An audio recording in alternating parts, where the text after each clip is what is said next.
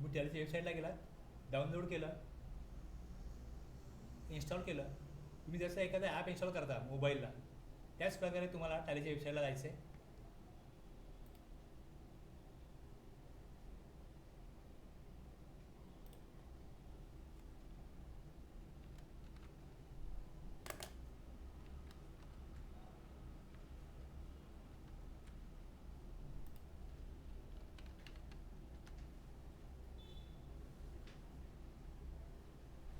डाउनलोडचा option आहे इकडे.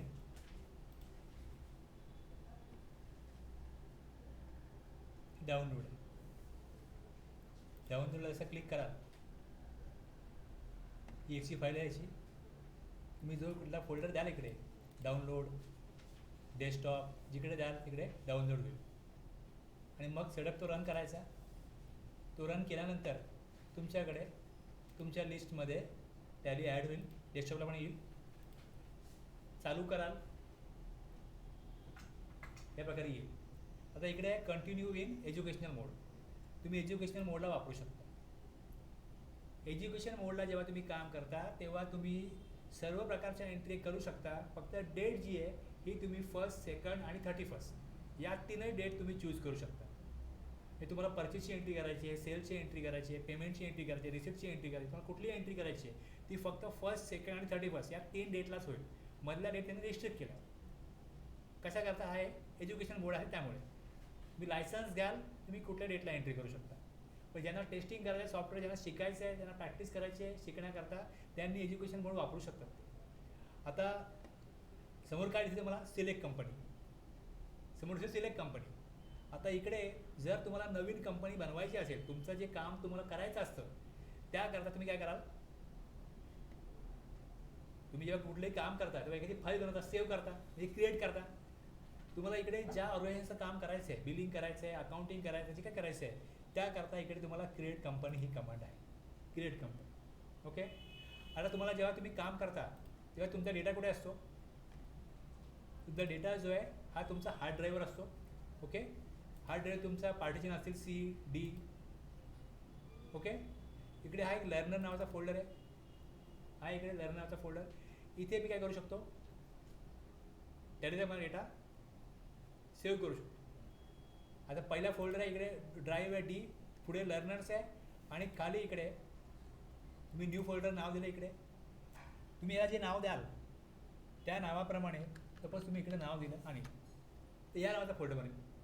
तुम्ही इकडे नाव दिलं,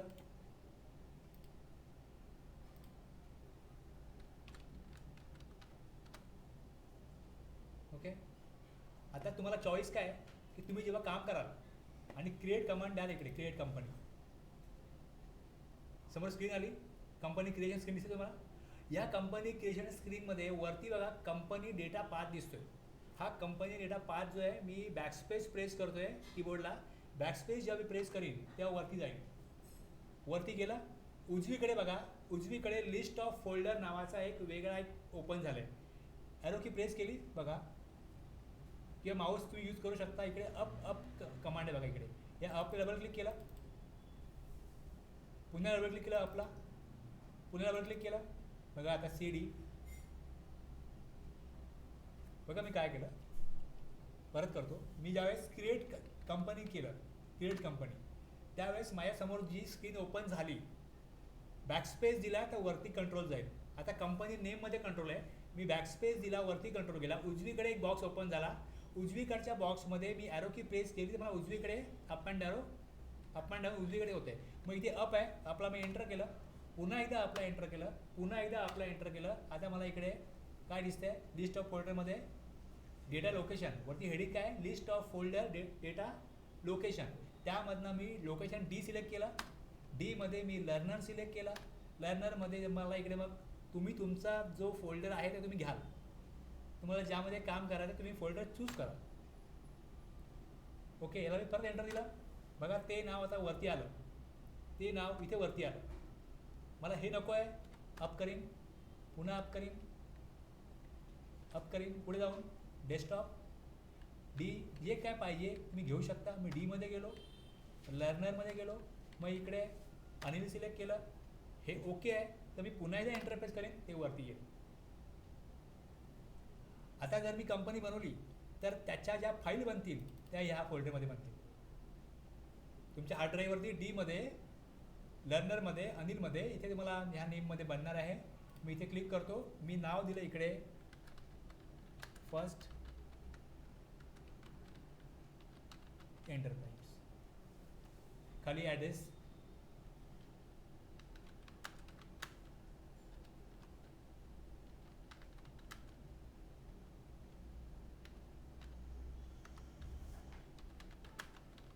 जो ॲड्रेस असेल तुम्ही द्याल तिकडे. पुढे तुम्हाला जी माहिती भरायची तुम्ही भरू शकता.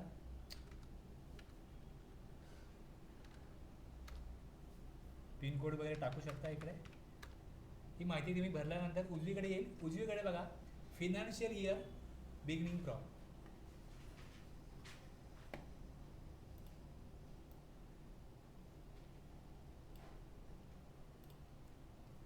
काय दिसतंय? Financial year beginning from. तुम्ही कुठल्या वर्षाचं काम करताय. वर्ष सुरू कधी होतं? फिनान्शियल इयर सुरू कधी होतं? 1 एप्रिलला. मग 1 एप्रिल 22 आहे, 1 एप्रिल 22 घ्याल. 21 आहे ते 21 घ्याल. ज्या वर्षात तुम्ही काम करताय ते घ्याल. आणि बुक्स बिगिनिंग काय? जर एखादा नवीन बिझनेस असेल त्याने सुरू केला 1 ऑगस्टला, तो इकडे गेली 1 ऑगस्ट. त्याचा कंटिन्यू बिझनेस आहे तो सेम डेट घेईल. 1 एप्रिल फिनान्शियल इयर आहे, पहिली एंट्री माझी 1 एप्रिललाच होणार आहे. एंटर. ॲक्सेप्ट. तसं मी येस करीन ॲक्सेप्टला. पुढे जाऊन तुम्हाला इकडे बघा डेट बघा, टाईम बघा. टाईम दाखवतो ना 8:40. 8:40 तुमची फाईल बनलेली आहे. आता याच्या आतमध्ये आहे ना इकडे काय फाईल असतात त्या फाईलमध्ये डेटा असतो. तुम्हाला हा फोल्डर सांभाळायचा आहे. तुमची कंपनी म्हणजे हा फोल्डर आहे, यात तुमचं सगळं काम होणार आहे. बॅकअप वगैरे घ्यायचा आहे तो या फोल्डरचा घ्यायचा आहे. कंपनी बनली. आता पुढे जसं कंपनी बनल्यानंतर कंपनी क्रिएटेड सक्सेसफुली असा मेसेज वरती आला आणि खाली बघा तुम्हाला दिसते enable the features as per your business need. तुम्ही तुमच्या बिझनेसच्या गरजेप्रमाणे काय करा, फीचर इनेबल करा. अनेक प्रकारचे फीचर आहेत. मी इकडे जाऊन यस केलं, शो ऑल फीचर्स यस केलं. हे एवढे फीचर्स आहेत. मिनिमम फीचर्स पाहिजे असतील बाय डिफॉल्ट हा ऑप्शन नो आहे. बॅकस्पेस केलं हा ऑप्शन नो आहे. वरती पण येऊन नो बघा एवढे दिसतील. आता ह्याच्यामध्ये अकाउंटिंग तुम्हाला करायचं आहे तो ऑप्शन यस आहे. Enable bill wise entry yes आहे. इन्व्हेंट्री यस आहे आणि GST पण यस आहे. जर मला GST नको असेल तर मी नो करीन. TDS नको असेल तर नो करीन. हे मी नो केलं. आता माझ्या कंपनीमध्ये मी अकाउंट इन्व्हेंटरी मेंटेन करणार आहे. GST काय मी मेंटेन करणार नाही. अशा प्रकारची माझी ही कंपनी झालेली आहे. जर मला पुढे जाऊन GST मेंटेन करायचं असेल, TDS मेंटेन करायचं असेल तर मी ते फीचर कधीही इनेबल करू शकतो. F11 की आहे. प्रेस केलं F11 पुन्हा येईल ते. पुन्हा येऊन मी इकडे GST यस करू शकतो. मग विचारेल तो GSTचा नंबर काय. रेग्युलर स्कीम आहे, कंपोजिशन स्कीम आहे. तुम्हाला जे अकाउंटिंग करायचं आहे ते जो टॅक्सपेअर आहे GST रजिस्टर आहे त्याची रेग्युलर स्कीममध्ये रजिस्ट्रेशन घेतलेलं आहे का कंपोजिशनमध्ये घेतलं. तुम्हाला अकाउंटिंग कुठल्या प्रकारच्या बिझनेसचं करायचं आहे, रजिस्ट्रेशन टाईप कुठला असेल हेडिंगवरती रजिस्ट्रेशन टाईप. ओके. आणि जर तुम्ही हे तुम्हाला नको असेल तुम्ही याला नो केलं. यस. तुम्हाला पहिले मी सॉफ्टवेअर कसं ओपन होतं कसं बंद होतं हे पहिले दाखवीन. त्यातले मग लेजर कसे बनवायचे हे दाखवीन. Profit and loss balance sheet काय असतं हे सांगीन आणि नंतर मी GSTच्या पार्टमध्ये जाईन. त्यामुळे आत्ता मी GST नो करतो. कॉम्प्लिकेशन नको म्हणून मी आता GST नो करतो. सेव्ह झालेलं आहे. समोर तुम्हाला बघा वरती तुम्हाला दिसतंय टॅली प्राईम. आपलं युशन मोड असल्यामुळे इथे EDU दिसतं. अदरवाईज तिकडे सिल्वर किंवा गोल्ड दिसतं. सिंगल युजर असेल सिल्वर दिसतं, मल्टी युजरला गोल्ड दिसतं. बाजूला इकडे मॅनेज आहे कंपनी. या कंपनीमध्ये क्रिएट, अल्टर, चेंज, सिलेक्ट या प्रकारचे ऑप्शन आहेत. आता मी ते अल्टरला क्लिक केलं. बघा जी कंपनी बनवली त्यामध्ये बिलिंग ॲड्रेस चुकला असेल किंवा तुम्ही अगोदर टाकला नसेल, तुम्हाला नंतर परत काय चेंज करायचं आहे, ॲड्रेस टाकायचा आहे, मोबाईल नंबर, फोन नंबर टाकायचा आहे, टाकू शकता इकडे. हे इनवॉइसवरती प्रिंट होता जो ॲड्रेस इकडे आहे. जेव्हा बिलिंग करू तेव्हा हा ॲड्रेस तिकडे बिलावरती प्रिंट होणार आहे. या गरजेप्रमाणे तुम्ही त्याला कधी बदलू शकता. आणि कंट्रोल A की आहे कंट्रोल ए प्रेस केला का हे सेव्ह होतं. कंट्रोल ए ॲक्सेप्ट ऑल, म्हणजे पुढे जे दिलेलं जे काय ते मला ॲज इट इज पाहिजे असेल तर मी कंट्रोल ए प्रेस करेन.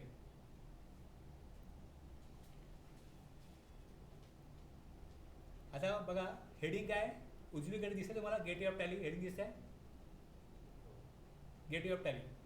डावीकडे काय दिसतंय, वरती मॅनेजमध्ये कंपनी आहे, डेटा आहे, ओके, वरती इथे गो टू आहे, बाजूला इकडे इम्पोर्ट आहे, एक्सपोर्ट आहे, ईमेल आहे, प्रिंट आहे, हेल्प आहे ना इकडे.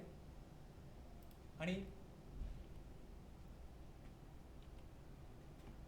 डावीकडचा भाग दिसतो करंट पिरियड 1 एप्रिल 22 ते 31 मार्च 23, कुठल्या पिरियडमधलं काम तुमचं चाललं आहे हा दाखवतो तुम्हाला करंट पिरियड. तुम्ही जी कंपनी आता बनवली आहे त्याचा पिरियड तिकडे दिसतो.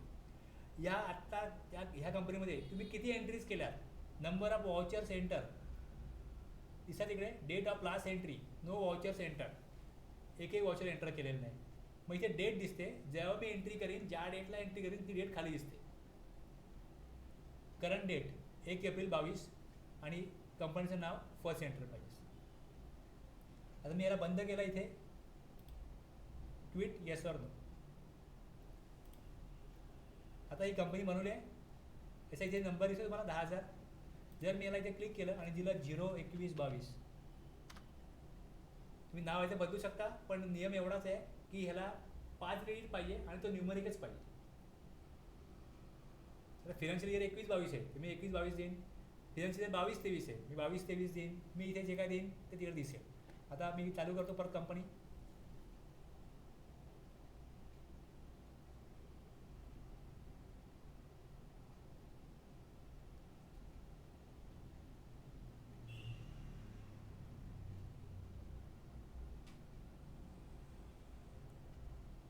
मी हे समजून चालतो की कोणी अगोदर टॅलीमध्ये काम केलेलं नाही आणि त्याला अकाउंटचं पण काय नॉलेज नाही, या असं समजूनच मी शिकवतो. हे दिलं. आता बघा परत तुमचा फोल्डर वेगळा आहे, तुमचा फोल्डर वेगळा आहे. तुम्हाला काय करायला लागेल, इकडे अप करायला लागेल, अप. आता डीमध्ये खाली तुम्हाला लर्नर दिसतो, एंटर. यामध्ये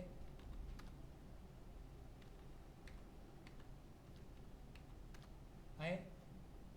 आता बघा इकडे काय पिरियड होतं, तिकडे 22-23 आपलं पिरियड आहे. आपण दिलं 0-21-22. मी परत इकडे आलो, मी याला 0-22-23 केलं, ओके. आता हे अगोदरचं आहे, परत त्याला काढलं, अप अप लर्नर आला चेंज दिसतंय. जर तिकडे माझ्या 4-5 कंपन्या असतील ना, तिकडे मला 4-5 नावं दिसतील. माझा डिफॉल्ट 5 जो आहे ना, तिकडे माझ्या बऱ्याच कंपन्या आहेत. बघा हे दिसेल तुम्हाला इकडे 10019. म्हणजे एवढ्या कंपन्यांचं आपण तिथे हे घेतलेलं आहे. हां, डीमध्ये बघा माझ्याकडे डीमध्ये हा जो फोल्डर तिकडे दिसतोय,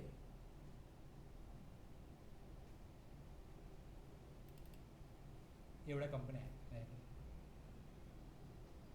जिकडे मी सेफ कॉपी दिले हे तिकडे दिसत नाही.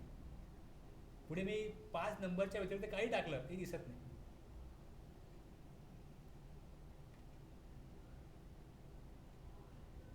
कळलं? तर डीमध्ये लर्नरमध्ये जो फोल्डर बनवला आहे तिकडे ही कंपनी आलेली आहे. आता मी अजून एक कंपनी बनवायची म्हटली, क्रिएट कंपनी. परत वरती 5 दिसतो, अप अप लर्नर्स, पुन्हा एंटर दिलं.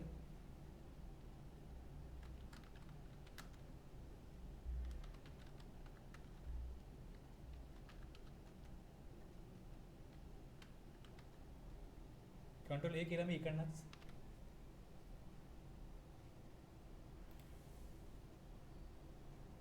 ज्या वेळेस कधी कंपनी बनेल बाय डिफॉल्ट त्याचं नाव 10,000 या नावाचंच फोल्डर असेल. फोल्डर त्या नावाने बनेल. आणखीन बनवेन मी 10,001 बनेल, त्याच्या पुढे 10,002 बनेल. ही बाय डिफॉल्ट सेटिंग आहे. डेटा तुमचा या फोल्डरमध्ये गेलेला आहे.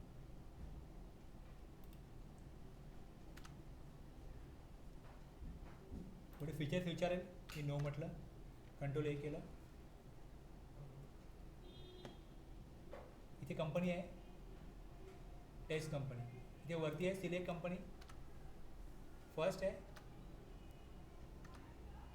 दोन कंपन्या ओपन आहेत, मला दिसत आहेत दोन्ही कंपन्या ओपन आहेत, फर्स्ट आणि टेस्ट दोन्ही आहे. मी जेव्हा इथे कंपनीला क्लिक करीन आणि शर्ट कंपनी म्हणेन, तुम्हाला विचारेल कुठली बंद करायची.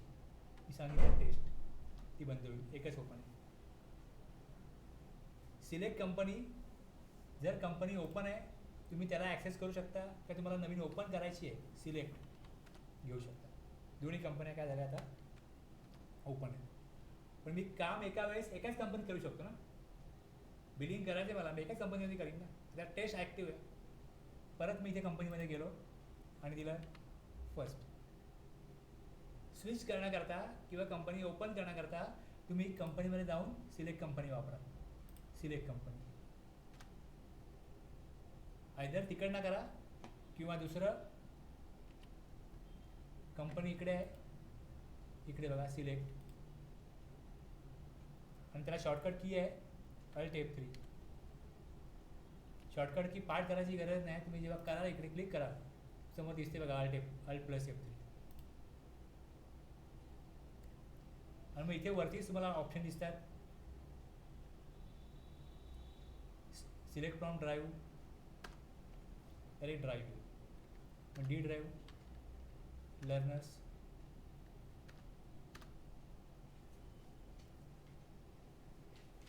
Company, shut. याला पण कंट्रोल F3 आहे. कळलं? कंपनी बनवणं, सिलेक्ट करणं, शट करणं, कळलं एवढं?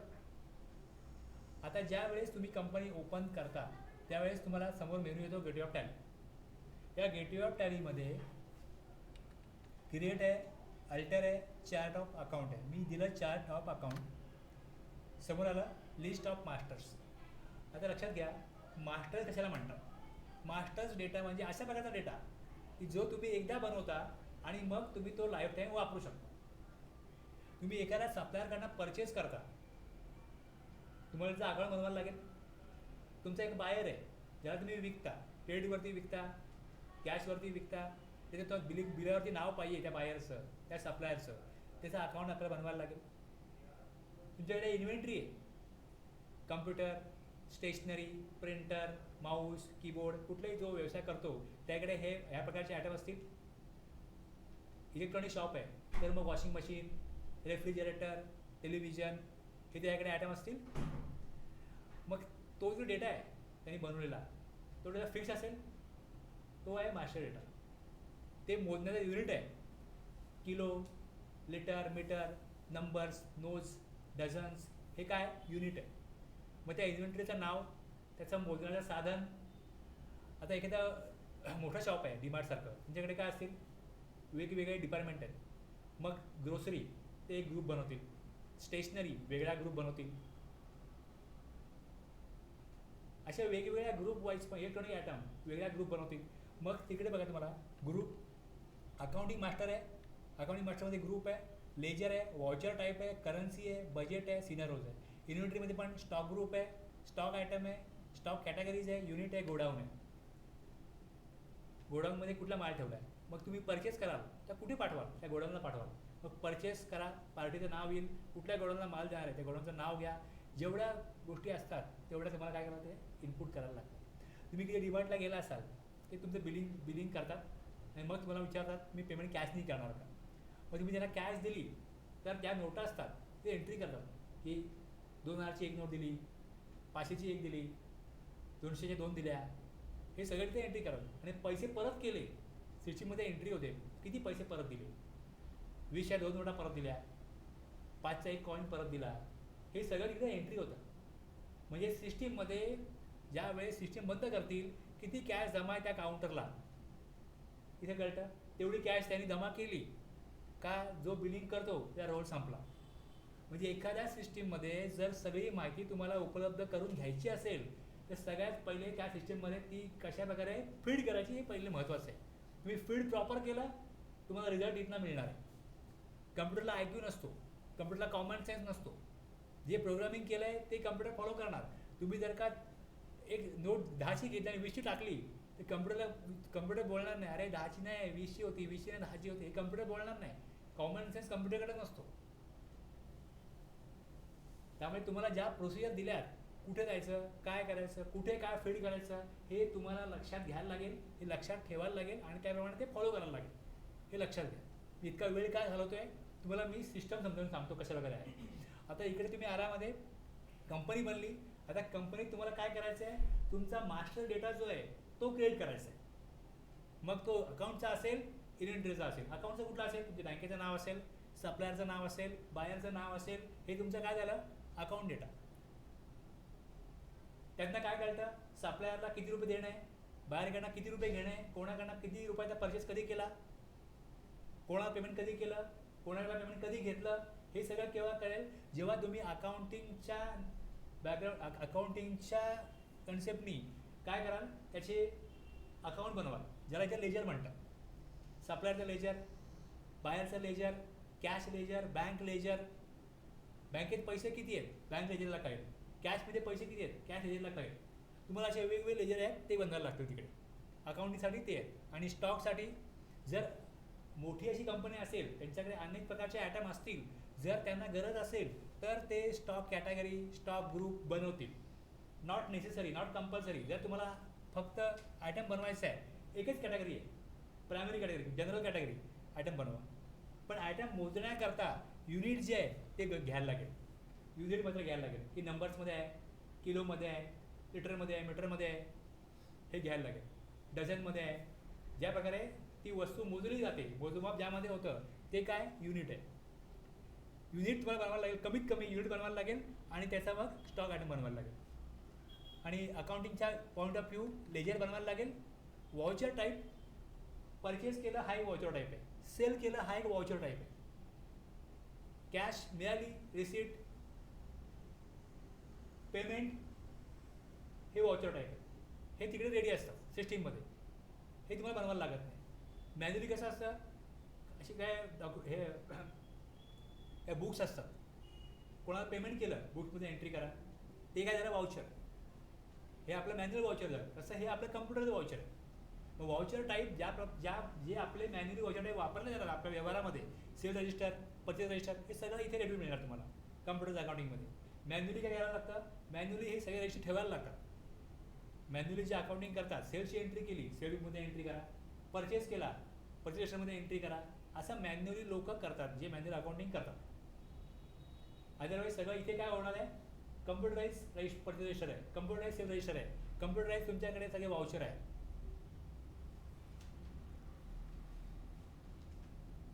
आता मी लेजरला आलो इकडे, बघा इकडे.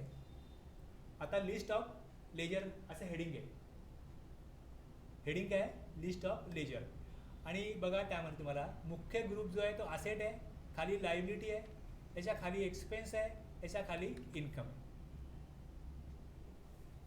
तुमचा उद्देश काय बिझनेस करण्याचा, की तुम्हाला इन्कम जनरेट करायचं आहे. ओके. पण इन्कम जनरेट करण्याकरता जो बिझनेस करतोय त्यामध्ये काय करायचं आहे, मॅन्युफॅक्चरिंग करायचं आहे, ट्रेडिंग करायचं आहे, का तुम्हाला सर्व्हिस प्रोव्हायडर बनायचं आहे. तुमच्याकडे ऑप्शन किती आहेत, 3. तुम्हाला जर का बिझनेस करायचं आहे आणि इन्कम अर्न करायचं आहे तर तुमच्याकडे ऑप्शन काय,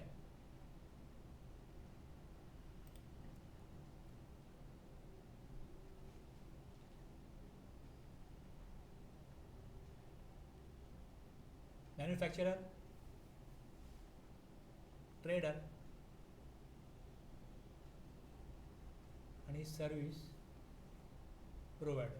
मॅन्युफॅक्चरर काय करतो, manufacturer A, B, C, K, L असे वेगवेगळे गुड्स एकत्र आणतो, ते प्रोसेस करतो आणि एक नवीन प्रॉडक्ट बनवतो, M. मेरा काय म्हणाल, मॅन्युफॅक्चर. बाकी मग एकदा मॅन्युफॅक्चरिंग झालं का मग पुढे डिस्ट्रीब्युटर असतील, होलसेलर असतील, रिटेलर असतील, त्यांचं काम काय, जो एम मिळाला आहे त्या एम घ्या आणि एमच विका. ह्याला काय म्हणाल तुम्ही, ट्रेडर. आणि तिसरं सर्व्हिस प्रोव्हायडर. आता मशिनरी आहे, ती मशिनरी रिपेअर करायला पाहिजे, मग रिपेअरिंग करणं हे काय झालं, सर्व्हिस झाली. हे जे गुड्स बनतात हे कुठे वाहून नेणं, ट्रान्सपोर्ट करणं, सर्व्हिस झाली. एखाद्याकडनं ॲडवाईस घेणं, कन्सल्टन्सी, सर्व्हिस झाली. म्हणजे आयदर एक बिझनेस असतो मॅन्युफॅक्चररचा, दुसरा असतो ट्रेडरचा आणि तिसरा असतो सर्व्हिस प्रोव्हायडरचा. या 3 प्रकारचे बिझनेस असणार आहेत. आता ज्यावेळेस तुम्ही बिझनेस करायला जाल त्यावेळेस डायरेक्ट इन्कम आहे, इनडायरेक्ट इन्कम आहे आणि सेल्स आहे. आता सेल्स ज्यावेळेस करू तेव्हा काय होईल, इन्कम होईल. आता याच्यामध्ये बघा एक डायरेक्ट आहे, इनडायरेक्ट आहे. सेम एक्सपेन्सला आपण डायरेक्ट आहे, इनडायरेक्ट आहे आणि परचेस आहे. आता मॅन्युफॅक्चरर जर असेल, मॅन्युफॅक्चरर तर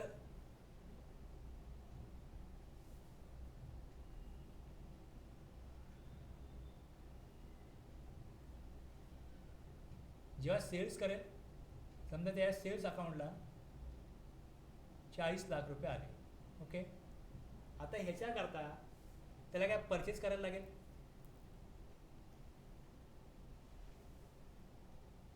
परचेस केले 15 लाखाचं, ओके. आता हा मॅन्युफॅक्चरर आहे, हा मॅन्युफॅक्चरर आहे, त्यांनी 15 लाखाचं परचेस केलं. आता ह्या 15 लाखाच्या परचेसवरती तो काय प्रोडक्शन प्रोसेस करेल. या प्रोडक्शन प्रोसेससाठी त्याला काय लेबर लागतील, लेबरला त्यांनी 5 लाख रुपये खर्च केले. आणखीन काही दुसरा खर्च आला ते मिळून त्याला आणखीन 1,50,000, 15 आणि 5 20, 21, हां एवढा खर्च त्याला झाला आणि 40 लाखाच्या समोर सेल झाला. आता हा सेल केव्हा होईल, हा सेल केव्हा होईल, ज्या वेळेस त्याला मॅन्युफॅक्चरिंग केल्यानंतर मार्केटपर्यंत पोहोचवण्याकरता एक खर्च करायला लागेल, मार्केटमधनं ऑर्डर घ्यायला लागेल आणि जसे हे रॉ मटेरियल आपण मागवतो ह्याची पण ऑर्डर द्यायला लागेल. कोणाला तरी फिनिश गुड्स आहे, तुम्ही मॅन्युफॅक्चरर असाल आणि तुम्ही जर का माझ्याकडनं ABC घेत असाल तर ABC माझ्याकडनं फिनिश प्रोडक्ट आहे, तुमच्याकडचं रॉ मटेरियल. एका पार्टीकरता एखाद्या प्रॉडक्ट जे असतं हे फिनिश प्रोडक्ट असतं, दुसऱ्या पार्टीकरता इनपुट असतं, रॉ मटेरियल असतं. मग ते रॉ मटेरियल तो घेईल, त्याकरता त्याची ऑर्डर द्यायला लागेल, त्या सप्लायरकडून तो माल घ्यायला लागेल. मग ॲक्च्युली प्रोडक्शन प्रोसेस जी चालते त्या व्यतिरिक्त त्याला एक वेगळं ऑफिस ठेवायला लागेल, म्हणजे एक फॅक्टरी आहे, दुसरं एक ऑफिस ठेवायला लागेल. त्या ऑफिसमध्ये काय स्टाफ ठेवायला लागेल, त्यांना सॅलरी द्यायला लागेल, तिकडचं जे काय जागा आहे त्याचा रेंट असेल, इतर काय खर्च असेल. आता जे फॅक्टरीमध्ये खर्च होतात ह्याला डायरेक्ट एक्सपेन्स म्हणतात आणि जे ओव्हरहेड त्या व्यतिरिक्त अतिरिक्त खर्च होतात त्याला इनडायरेक्ट एक्सपेन्स म्हणतात. इनडायरेक्ट एक्सपेन्स म्हणजे 40 लाखाचा माल सेल कधी होईल, आता 21,50,000 रुपयाचा माल इथे बनून पडलेला आहे, हा जाईल किती मार्केटला, ॲडव्हर्टायझिंग करायला लागेल, सेल्स प्रमोशन करायला लागेल, मार्केटिंग करायला लागेल. या सगळ्या गोष्टी ज्या वेळेस पुढे केल्या जातात त्यावेळेस त्या वस्तूची किंमत वाढत जाते. तुम्ही बघा मोठ्या मोठ्या कंपन्या आहेत, कोक किंवा पेप्सी हे वर्ल्ड कप वगैरे अरेंज करतात, त्या काय त्या पेयाची किंमत असेल 5 रुपये 10 रुपये, आपण केवढ्याला घेतो, 40 रुपयाला घेतो. मिनरल वॉटरची बाटली आपण 20 रुपयाला घेतो, त्या पाण्याची किंमत 20 रुपये आहे का. पण ॲडव्हर्टाइजमेंट आणि लोकांची बाईंग कॅपॅसिटी याच्यावरती प्रॉडक्टची किंमत ठरते. ती वस्तू केवढ्याला पडते हा वेगळा विषय असतो, केवढ्याला ती विकली जाऊ शकते, मार्केट होऊ शकते. आणि मार्केट कशावरती होते, ती ॲडव्हर्टाईज करणारा कोण आहे, सचिन आहे, सलमान आहे, तेव्हा लोक ते घेतात. त्यामुळे जो इनडायरेक्ट एक्सपेन्सचा भाग आहे हा प्रत्येक बिझनेसचा त्या बिझनेसप्रमाणे कमी जास्त असू शकतो. त्यामुळे तुम्ही जेव्हा अकाउंट बनवायला जाल, लेजर बनवायला जाल, तेव्हा तुम्हाला परचेस सेल व्यतिरिक्त जे इतर काय अकाउंट बनवायला लागतील, लेजर बनवायला लागतील, ते आयदर डायरेक्ट एक्सपेन्स म्हणून फॉल होतील किंवा इनडायरेक्ट एक्सपेन्स म्हणून फॉल होतील. पण आपण एक रफली बघितलं तर प्रोडक्शन प्रोसेससाठी जे खर्च होतात ते डायरेक्ट एक्सपेन्सेस आणि त्या व्यतिरिक्त जे इतर खर्च होतात ज्याला आपण ओव्हरहेड एक्सपेन्सेस म्हणतो ते आहेत इनडायरेक्ट एक्सपेन्सेस. समजा एखादा कोचिंग क्लास आहे, तर कोचिंग क्लासमध्ये जो कोचिंग क्लासचा हॉल आहे तिकडे AC लावला आहे, लाईट लावला आहे, तिकडे जो खर्च होतो हा झाला डायरेक्ट एक्सपेन्सेस. पण त्या कोचिंग क्लासमध्ये स्टुडंट येण्याकरता काय केलं जातं, ॲडव्हर्टाईज केली जाते. मग त्या स्टुडंटना इन्क्वायरी करायची आहे, मग त्या क्लासच्या बाहेर किंवा बाजूच्या गाळ्यामध्ये ऑफिस असतं, मग त्या कोचिंग क्लासचं ते काय झालं, इनडायरेक्ट एक्सपेन्सेस. त्या स्टाफची सॅलरी, ॲडव्हर्टाइजमेंट, बाजूला दुसरा शॉप आहे त्याचं भाडं, त्याचं लाईट बिल, हे काय झालं इनडायरेक्ट. जो कोचिंग क्लास आहे तिकडे जो खर्च आहे तो झाला डायरेक्ट एक्सपेन्सेस. तिथला जो स्टाफ आहे तिकडे जो कोण माणूस साफसफाई करत असेल डायरेक्ट एक्सपेन्सेस, पण ऑफिसमध्ये साफसफाई करत असेल इनडायरेक्ट एक्सपेन्सेस. म्हणजे एक मॅन्युफॅक्चरर मला सरळ सरळ कळतं की मॅन्युफॅक्चरिंग वेगळी प्रोसेस आहे आणि त्याचं ऑफिस, तो बिझनेस मार्केटला जाण्याकरता, तो माल विकण्याकरता जो खर्च होतो इनडायरेक्ट एक्सपेन्सेस. पण असा प्रकारचा एखादा कोचिंग क्लास पण आहे की जी मेन ॲक्टिव्हिटी आहे तिकडे जो खर्च होतो डायरेक्ट एक्सपेन्सेस. आणि त्या मेन ॲक्टिव्हिटीला पुढे जाण्याकरता ज्या इतर ॲक्टिव्हिटी करायला लागतात, ज्या प्रायमरी ॲक्टिव्हिटीमध्ये येत नाहीत, तिथे जो खर्च होतो तो तुमचा काय झाला इनडायरेक्ट एक्सपेन्सेस. ओके. आता एक माझ्याकडे इकडे सेल दिला मी, हे काय झालं माझं इन्कम झालं. ओके. आणि इथे काय केलं, परचेस केलं, सॅलरी दिली, रेंट दिलं, हे काय झालं एक्सपेन्सेस.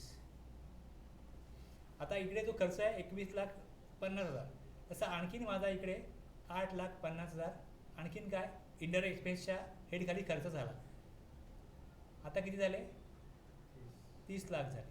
आता ह्या 40 लाखामध्ये सेल केल्यानंतर 30 लाख खर्च झाला, तुम्ही नेट प्रॉफिट 10 लाख हे म्हणा.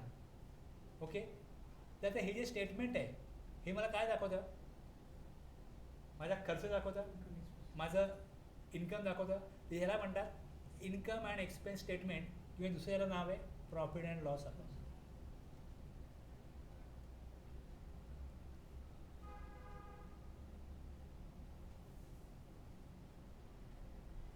Profit and loss account. Okay. आता ज्यावेळेस हा बिझनेस आपण सुरू करतो,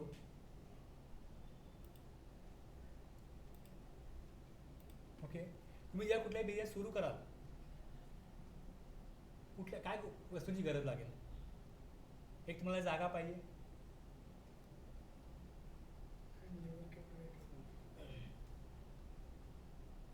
लँड आणि बिल्डिंग पाहिजे, आयदर तुम्ही स्वतःची वापराल किंवा भाड्याने घ्याल, मशिनरी पाहिजे, फर्निचर पाहिजे.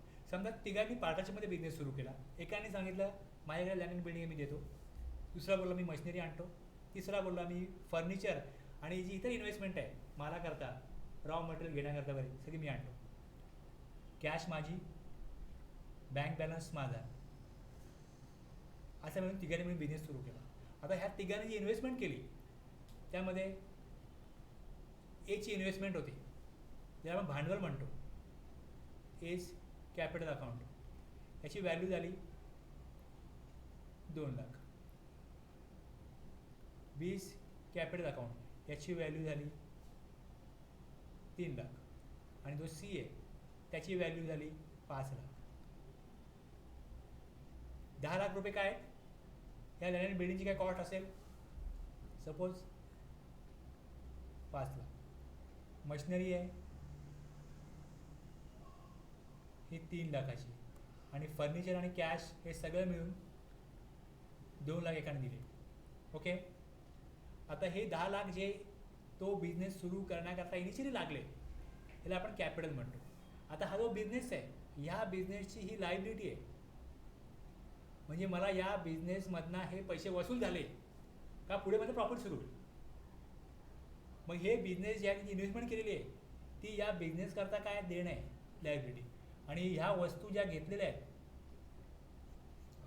या असेट्स, ही मालमत्ता आहे, ज्याच्यामधनं कॅश मिळते ती मालमत्ता, ती असेट. आणि लॉंग टर्ममध्ये याचा बेनिफिट मिळणार आहे, या मशिनरीचा, फर्निचरचा, लँड अँड बिल्डिंगचा हा लॉंग टर्ममध्ये तुम्हाला बेनिफिट मिळणार आहे. आता याच्यामध्ये तुम्ही मार्केटला जाल आणि सांगाल की आम्हाला तुम्ही बिझनेस सुरू केला, मटेरियल द्या. तुम्हाला सप्लायर काय बोलेल, तुम्हाला क्रेडिट मिळणार नाही, कॅशमध्ये पैसे द्या. तुम्ही पहिले कॅशमध्ये व्यवहार करा. तुम्ही मार्केटला जेव्हा विकायला जाल, मी लोकांना म्हणाल की आमच्याकडनं माल घ्या, तुम्हाला आम्ही 2 वीक क्रेडिट देऊ. तुम्हाला दुसरी पार्टी एक वीक क्रेडिट देते ना, आमच्याकडे 2 वीक क्रेडिट घ्या, 1 महिना क्रेडिट घ्या. म्हणजे तुम्ही माल विकाल क्रेडिटवरती. आता ह्या माल तुम्ही जेव्हा क्रेडिटवरती विकाल तेव्हा तुम्हाला काही लोकांकडनं पैसे येणं आहे, त्यांना म्हणणार डेटर्स, तुमचे देणे करी. आणि जर तुमचा बिझनेस एस्टॅब्लिश होईल 3 महिने 4 महिने 6 महिने, मग तुम्हाला मार्केटमधनं उधारीवरती माल मिळायला लागेल. आणि ज्यांच्याकडून तुम्ही माल उधारीवरती घेता त्यांना म्हणतात क्रेडिटर्स. प्लस तुम्ही लोन घ्याल, लोन, क्रेडिटर्स आणि हे जे कॅपिटल आहे हे काय लायबिलिटी. एखादी कंपनी असते ना, ती शेअर होल्डरकडनं शेअर इश्यू करते, लोकांकडनं पैसे घेते आणि तेच पैसे त्यांच्या बिझनेसमध्ये लावले जातात आणि त्यावरती बिझनेस होतो. आणि जसं बिझनेसचं प्रॉफिट वाढतं, जे प्रॉफिट होतं त्यातनं काही शेअर, जे लाखो शेअर होल्डर असतात त्यांना त्याचा डिव्हिडंड मिळतो. आणि जर शेअर ते विकले त्यांना एकदा काय मिळतात, शेअरची व्हॅल्यू वाढली असेल तर त्यांना फायदा होतो. पण जर ही पार्टनरशिप फर्म आहे तर मग 3 पार्टनर आहेत. जर कंपनी आहे तर मग शेअर होल्डर जे शेअर इश्यू करेल कंपनी, त्या शेअरप्रमाणे कंपनीला काय मिळतं, इन्व्हेस्टमेंट करण्याकरता पैसे मिळतात. कंपनीकडे काय असेल, लोन असेल, क्रेडिटर असेल, हे काय लायबिलिटी आहे. जर शेअरहोल्डरकडून पैसे घेतलेले आहेत तर ते देणं आहे ते कंपनी, ते कुठे येईल, लायबिलिटीमध्ये येईल. किंवा स्वतः इन्व्हेस्ट केलेत पार्टनरनी, हे काय आलं, देणं बिझनेसला, हे लायबिलिटी आहे. लोन घेतलं आहे, रिपेमेंट करायचं आहे, लायबिलिटी आहे. सप्लायरकडून माल घेतला आहे, लायबिलिटी आहे. तुमचं जसं प्रॉफिट अँड लॉस एक स्टेटमेंट असतं ज्यावरून तुम्हाला कळतं की तुमचं प्रॉफिट आहे का लॉस आहे, तसं प्रत्येक बिझनेसचं असेट्स किती आहेत आणि त्या असेट्सच्या समोर लायबिलिटी किती आहे याचं एक स्टेटमेंट बनवलं जातं. याला म्हणतात बॅलन्स शीट. याला म्हणतात बॅलन्स शीट. जसं मी सेल करीन, परचेस करीन आणि सेल जर मी क्रेडिट नाही केला तर माझा एक इफेक्ट कुठे येईल, प्रॉफिट अँड लॉसला येईल, सेल झालेला आहे. मग पैसे आलेत का, तर पैसे आले तर या कॅशला इफेक्ट येईल. पैसे बँकेत आले तर बँकेत इफेक्ट येईल. आणि जर उधारीने माल विकला आहे तर डेटर्सकडे अमाऊंट वाढेल. कळलं? मी तुम्हाला 10,000चं मटेरियल दिलं तर माझ्याकडे इकडे 10,000चं मटेरियल, इथेच खाली एक माझ्याकडे स्टॉकचं पण अकाउंट असेल, स्टॉक इन ट्रेड. त्या स्टॉकमधून तेवढा माल कमी होईल कारण मी माल विकला. 10,000चा माल कमी, समजा माझ्याकडे 5 लाखाचा स्टॉक आहे, मी 10,000चा माल दिला तर 4,90,000चा स्टॉक राहील. 10,000चा माल कोणाला दिला, जर पैसे रिकवर झाले तर कॅश वाढेल, बँकेत झाले तर बँक वाढेल, आणि जर उधारीवरती माल दिला असेल डेटर्स वाढेल. आणि मग जेव्हा डेटर्स मला पेमेंट करेल, कॅशमध्ये केलं तर कॅश वाढेल, अदरवाईज बँकेत झालं तर बँकेची बॅलन्स वाढेल. समजते ना हे? तर प्रत्येक बिझनेसचं प्रॉफिट अँड लॉस एक स्टेटमेंट असतं आणि दुसरं बॅलन्स शीट हे एक स्टेटमेंट असतं. बॅलन्स शीटवरनं हे कळतं की एखाद्या बिझनेसची फिनान्शियल पोझिशन कशी आहे, डेटर्स किती आहेत, क्रेडिटर्स किती आहेत. तुम्ही बँकेत लोन काढायला गेला तर बँक बोलते तुमचं प्रॉफिट अँड लॉस घेऊन या, तुमचं बॅलन्स शीट घेऊन या. मग बॅलन्स शीटला बँक बघते की एवढ्या ॲसेट्स आहेत, डेटर्स जास्त आहेत, क्रेडिटर्स कमी आहेत, लोन नाही आहे. मग ह्यांना जर लोन दिलं तर ह्या एकंदरीत यांची जी पोझिशन आहे, सेल्स किती आहे, दर महिन्याला सेल किती होतो, हे सगळ्या माहिती घेतल्यानंतर बँकेला वाटलं की यांना आपण 5 लाख लोन देऊ शकतो, यांची रिपेमेंट कपॅसिटी आहे, तर बँक लोन इश्यू करेल. म्हणजे बँकेचे पण काय नॉर्म्स असतात, बँकेचे पण काय त्यांचे नियम असतात. त्यामध्ये बघितलं जातं की एखाद्या बिझनेसची बॅलन्स शीट आणि प्रॉफिट अँड लॉसप्रमाणे तो बिझनेस कुठल्या स्तरावर चाललेला आहे, त्यांना किती बिझनेस लोन दिलं तर ते रिपेमेंट करू शकतील. आणि मग जर बँकेला वाटलं की त्यांना देणं हे सेफ्टी आहे, ते ना योग्य व्यक्ती आहे ते लोन देण्याकरता इलिजिबल आहेत, ते पात्र आहेत, त्यांना लोन द्यावं, तर बँक त्यांना लोन इश्यू करते. म्हणजे कुठल्याही लोनसाठी एखादा बिझनेस असेल तर त्याची बॅलन्स शीट आणि प्रॉफिट अँड लॉस हे मागितलं जातं. एखाद्याची नोकरी असेल त्याची सॅलरी स्लिप मागितली जाते की तुम्हाला किती पेमेंट मिळतं. तुमची फिनान्शियल पोझिशन कशावरून कळणार, सॅलरी पर्सनची या सॅलरीवरनं. आणि जो बिझनेसमॅन आहे ते कशावरनं कळणार, प्रॉफिट अँड लॉस करणं, बॅलन्स शीटवरनं. ओके.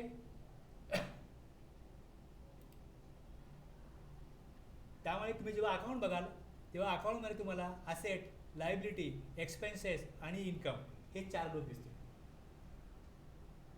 जर तुम्ही जो काय अकाउंट बनवताय तो खर्च आहे, इन्कम आहे, असेट आहे किंवा लायबिलिटी आहे. या 4 शिवाय वेगळा असू शकत नाही. या 4 वरच कॅटेगरी होईल. मी कुठलाही आठवा. ट्रॅव्हलिंग एक्सपेन्सेस काय खर्च आहे. तुमच्या ऑफिसनी तुम्हाला पैसे दिले खर्चा करता, लंच करता, तो काय आहे तुमची कंपनी करता खर्च आहे. आयदर तुम्ही परचेस करता, सेल करता आणि त्यासाठीच तुम्हाला काहीतरी एक्सपेन्स करायला लागतो. आणि फॅक्टरीमध्ये काय असतं, मशिनरी असते, असेट्स आहेत, ऑफिस आहे, फर्निचर आहे, ऑफिसमध्ये जे काही CCTV कॅमेरेज आहेत, हे सगळे काय आहेत, त्या ऑर्गनायझेशनच्या असेट आहेत. असेट असेल, लायबिलिटी असेल, एक्सपेन्स असेल आणि इन्कम असेल, हे 4च कॅटेगरी असतील.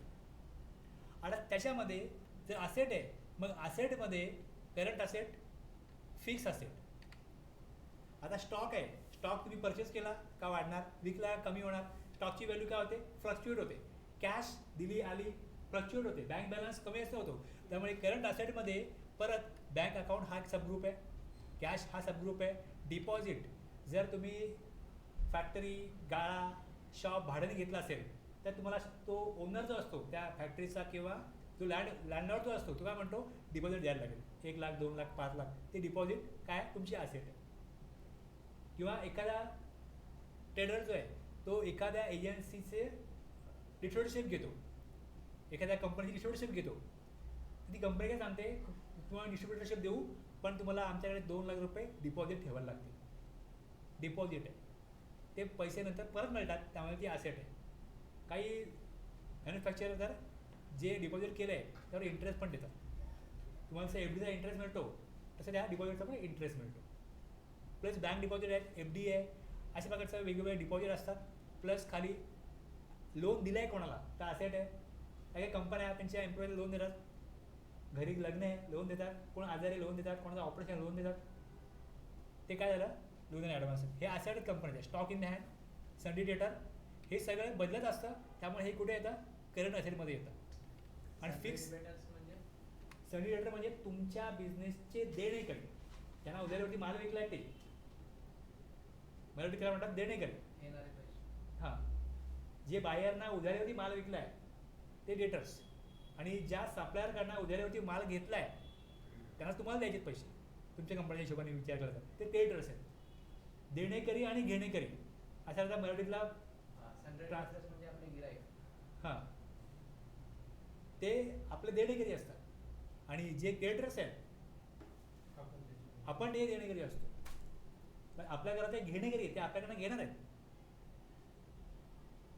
काही शब्द असे आहेत ना जे मराठी लक्षात येत नाही, इंग्लिश आपल्याला माहिती झाली. तुम्हाला जे सोपं वाटतं तर तुम्ही वापरू शकता. फिक्स असेट, इन्व्हेस्टमेंटमध्ये शेअरमध्ये इन्व्हेस्टमेंट केली आहे का, पॉलिसी काढल्या इन्शुरन्सची वगैरे, अशा प्रकारच्या गोष्टी काय इन्व्हेस्टमेंटमध्ये येतात. Miscellaneous expenses asset. लायबिलिटीमध्ये कॅपिटल, करंट लायबिलिटीमध्ये duties and taxes, provision, sundry creditor, लोनमध्ये bank OD, secured loan, unsecured loan. Miscellaneous आता याच्यामध्ये काय प्रिपेड एक्सपेन्स असतील जे पुढचा खर्च आहे पण तो आत्ता करून ठेवला आहे, तर ते आत्ता करता असेट आहे. जेव्हा तो कालावधी येईल तेव्हा तो रेकॉर्ड होईल ॲक्च्युली खर्च म्हणून, मग तो इथून त्याला ट्रान्सफर केला जाईल. लायबिलिटी, एक्सपेन्सेस आणि इन्कम हे 4 ग्रुप आहेत. आणि त्या ग्रुपमध्ये परत सब ग्रुप आहे. तुम्ही खाली बघाल तुम्हाला खाली दिसतं 28 ग्रुप आहेत खाली आणि 2 लेजर आहेत. 2 लेजर बाय डिफॉल्ट टॅलीमधनं तुम्ही जेव्हा कंपनी बनवली तेव्हा बनवून आलेले आहेत. एक कॅश आणि दुसरा प्रॉफिट अँड लॉस. जेव्हा प्रॉफिट होईल तेव्हाच तुमचा इन्कम होईल. हे प्रॉफिट अँड लॉस हा येतो तिकडे आणि कॅश येतो. आता तुम्हाला तुमच्या गरजेप्रमाणे तुम्ही आणखीन ग्रुप बनवू शकता. तुम्ही तुमच्या गरजेप्रमाणे आणखीन लेजर बनवू शकता. आणि ह्याला काय म्हणतात, मास्टर. हे आपण एकदा बनवू, हे पुन्हा बनवणार नाही. कॅश एकदा बनली परत नाही बनवणार. पण तुम्ही परचेस कराल, तुम्ही इतकं परचेस कराल, तुम्ही परचेसचं जे तुमचं ट्रान्झॅक्शन आहे रेकॉर्ड करा. सेल कराल जेवढ्याला तो रेकॉर्ड करा. कॅश पेमेंट केली, रिसीव्ह केली, रेकॉर्ड कराल. ते काय झालं, ट्रान्झॅक्शन. तो व्यवहार आहे. व्यवहार प्रत्येक व्यवहार नवीन असतो. जो एकदा व्यवहार झाला आहे तोच व्यवहार परत नाही होत. अगोदर तुम्हाला मी सेल केलं ते हे बुक होतं, परत मी सेल करेन ते वेगळं बुक असणार आहे. हे लक्षात घ्या, तो व्यवहार वेगळा आहे. तुम्ही सेम बुक मागवाल, सेम करोडी मागवाल, पण जे मी अगोदर दिलं ते तुम्हाला पुढच्या देणार नाही ना, वेगळे देणार ना. ट्रान्झॅक्शन हे नव्याने रेकॉर्ड होतं, परचेसचा असो, सेलचा असो, पेमेंटचा असो, रिसिप्टचा असो. पण जे वस्तू जी आहे याचं नाव ते बुक आहे, ते बुकच आहे. टी व्ही ते टी व्हीच आहे, त्याचं नाव तेच राहील, ते परत वेगळं मिळणार नाही. अगोदरचा टी व्ही वेगळा आणि आत्ताचा वेगळा, एप्रिलचा टी व्ही वेगळा, मेचा वेगळा, असं टी व्ही म्हणजे टी व्ही. त्यामुळे इकडे तुम्ही जे पार्टी बनवाल, डेटर किंवा क्रिएटर, सप्लायरची किंवा बायरची, ते तुमचं डेटर म्हणून येईल किंवा क्रिएटर म्हणून येईल. ओके.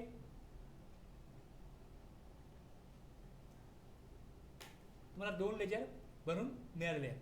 आता बघा इकडे मी जर क्लिक केलं कॅश इन हँडला, ओके, आणि दिलं क्रिएट मास्टर, हेडिंग काय आलं, ग्रुप क्रिएशन. काय हेडिंग आलं, ग्रुप क्रिएशन.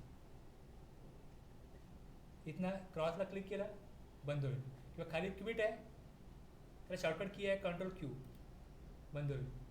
मी या कॅशला क्लिक केलं आणि दिलं क्रिएट मास्टर. काय हेडिंग आलं, लेजर क्रिएशन. तुम्हाला काय क्रिएट करायचं आहे, लेजर का ग्रुप, हे पहिले ठरवा. बघा मी काय केलं, मी इथे आहे, मी इथे क्रिएट जरी दिलं हे असंच तिथं, मी अल्टर दिलं हाच व्ह्यू येतो, खाली चार्ट ऑफ अकाउंट दिलं हाच व्ह्यू येतो, लेजरला गेलो. ओके. असेट आहे, लायबिलिटी आहे, खाली प्रॉफिट अँड लॉस आहे. आता मी सिलेक्ट काय केलं आहे, लेजर का ग्रुप. नाही, मी जे सिलेक्ट केलं आहे तो ग्रुप आहे का लेजर आहे. खाली बघा इकडे 28 ग्रुप आहेत आणि 2 लेजर आहेत. हां, तर कॅश हा लेजर आहे आणि प्रॉफिट अँड लॉस हा लेजर आहे. बाकी जे बोल्डमध्ये आहे ते ग्रुप आहेत आणि हे इटॅलिकमध्ये आहे, बोल्ड नाही आहे, ते लेजर आहे. माझा प्रश्न असा आहे, मी जेव्हा क्लिक केलं प्रॉफिट अँड लॉसला तेव्हा मी काय सिलेक्ट केलं, लेजर का ग्रुप, लेजर. मी कमांड देतो क्रिएट मास्टर, लेजर बनलं. बघा मी क्लिक करतो कॅशला, मी कमांड देतो क्रिएट मास्टर, काय बनतं, लेजर. आता ह्या 2 व्यतिरिक्त मी कुठे जरी क्लिक केली आणि क्रिएट दिलं तर ग्रुप बनेल, कारण की मी कळत नकळत ग्रुप सिलेक्ट केलं. तुम्हाला काय बनवायचं आहे, लेजर का ग्रुप, त्याप्रमाणे तुम्ही एखादं एक्झिस्टिंग लेजर, आत्ताच्या पोझिशनप्रमाणे एक कॅश एक्झिस्टिंग लेजर आहे, दुसरं प्रॉफिट अँड लॉस हे तुमचं एक्झिस्टिंग लेजर आहे, त्याला तुम्ही सिलेक्ट केलं पाहिजे जाणीवपूर्वक आणि मग तुम्ही कमांड दिली पाहिजे क्रिएट मास्टर. आता मी इकडे येतो कॅपिटल अकाउंट, खाली ग्रुप बघा, जे ग्रुप तिकडे आहेत ना 28 ग्रुप, तेच ग्रुप मला बाजूला दिसतील. त्यातला मी सिलेक्ट करेन कॅपिटल अकाउंट. इन्व्हेंटरी व्हॅल्यू जर अफेक्टेड, नो. बाकीची माहिती मला भरायची नसेल तर मी कंट्रोल ए प्रेस करेन. 3 लेजर झाले खाली बघा लिस्टमध्ये. आणि तिसरा कुठे बनला, लायबिलिटीमध्ये आला इकडे. आता मी कॅपिटलला सिलेक्ट केलेलं आहे. आता जर मी क्रिएट मास्टर दिलं तर काय दिसेल समोर, क्रिएशन ऑफ लेजर येईल. आलं ledger creation.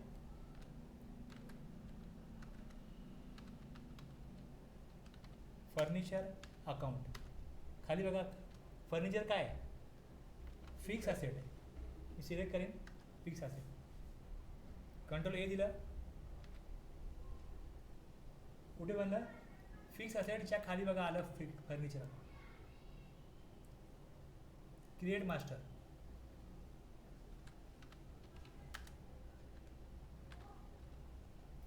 Fix asset, control ए आले. आता मी सिलेक्ट काय केलं आहे, फर्निचर अकाउंट. ह्याला शॉर्टकट की आहे अल्ट सी. अल्ट मी प्रेस करून ठेवलं आणि सी प्रेस केलं, क्रिएट मास्टर होईल. आलं लेजर क्रिएशन. आता सप्लायर आहे, ह्या सप्लायरचा अकाउंट बनवायचं आहे. Supplier sundry creditor, sundry creditor. आता बघा खाली काय ऑप्शन येतो, maintain balances bill bye bill. Payment तुम्ही कसं करणार सप्लायरला, तुमचे पेमेंट टर्म्स काय आहेत, कशा आहेत बघा. की तुम्हाला 10,000चा माल दिला, परत तुम्ही आलात 5,000चा माल मागितला दिला, परत तुम्ही आलात परत 10,000चा माल मागितला दिला. तुम्हाला बोलले मी 10,000चा पहिलं नेला आहे, 5,000चा 2 दिवसापूर्वी नेला आहे, परत 10,000चा याच्यात पेमेंट करा. तुम्ही म्हणता ठीक आहे मी 15,000 पाठवतो. म्हणजे तुमच्या अकाउंटला 25,000 होतील हे 10,000 घेतले का, अगोदरचे 15 पाठवतो बोलले, तर ते आलं ऑन अकाउंट पेमेंट. म्हणजे बिल टू बिल पेमेंट होत नाही, बिल टू बिल पेमेंट होत नाही. जसं पैसे मागितले आले विकले गेलं का पैसे दिले, ह्याला काय म्हणतात ऑन अकाउंट पेमेंट. तुमच्या अकाउंटला 25,000चा सेल आहे, पैसे द्या मला, तुम्हाला मी सेल केला आहे. तुम्ही म्हणाल हे घ्या ठेवा 5,000. परत तुम्हाला मी विचारलं ते मागचे काय, हे घ्या 5,000 मागितले का द्यायची. हे झालं ऑन अकाउंट पेमेंट. आणि दुसरं काय असतं की पेमेंट त्या माशा आहेत, मी तुम्हाला 7 दिवस क्रेडिट देईन, 7 दिवसावरती तुम्ही मला क्रेडिट घ्यायचं नाही, तर क्रेडिट घेतलं तर आपला व्यवहार संपला, पुढच्याला माल घ्यायला येऊ नका. मग तिकडे काय येतं maintain balances bill bye bill. Maintain balances bill bye bill, त्या डेटला पेमेंट हे केलंच पाहिजे. म्हणजे नाही केलं पेमेंट तर मग इंटरेस्ट आहे काय फीज घेतली जाईल, प्रत्येक बिझनेसचं वेगवेगळं असतं. मग तुम्ही येस केलं maintain balances bill bye bill yes. Credit period किती आहे तिथे बाय डिफॉल्ट दाखवेल, ते प्रत्येकाला वेगळं क्रेडिट पिरियड असेल तर तुम्ही काय टाकू नका. Maintain balance bill bill yes केलं, खालीचे जे ऑप्शन आहेत हे असेच ठेवले.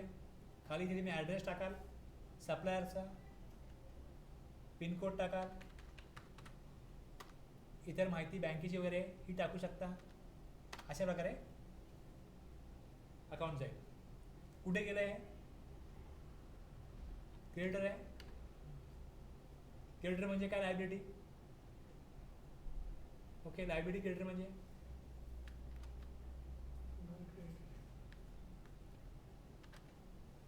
पुढचं अकाउंट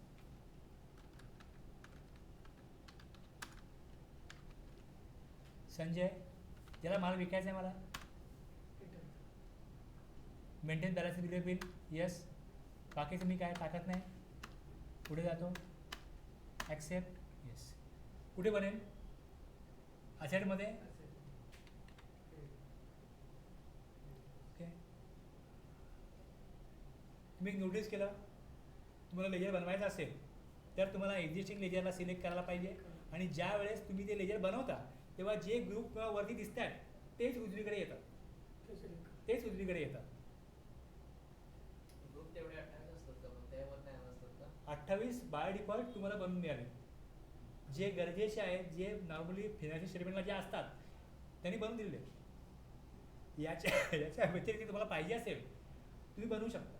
आता त्यांना डेटर्स आहेत, ते डेटर्स मला सिटी वाईज वेगवेगळे ठेवायचे. मी इकडे बनवेन पनवेल, सॉरी पनवेल इथे देईन मी उजवीकडे सन्ड्री डेटर आला. इकडे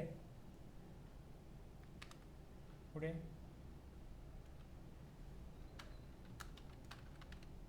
डेटरच्या खालीच.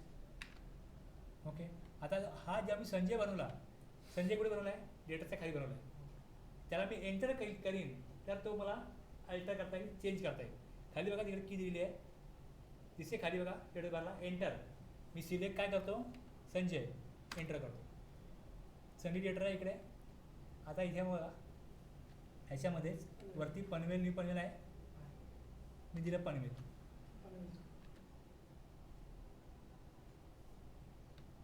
दिसते पुढे गेला. जर मी याला दिलं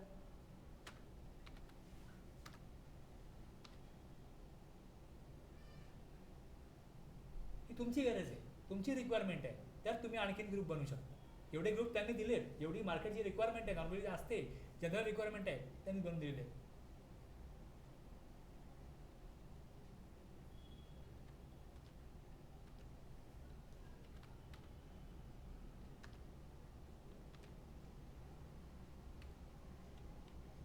हा नको आहे मला, डिलीट येस.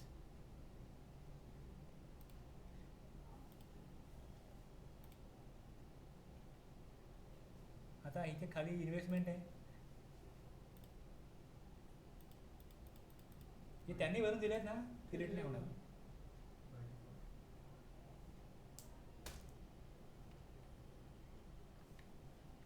कळलं? कॅश, संजय, फर्निचर, शॉप,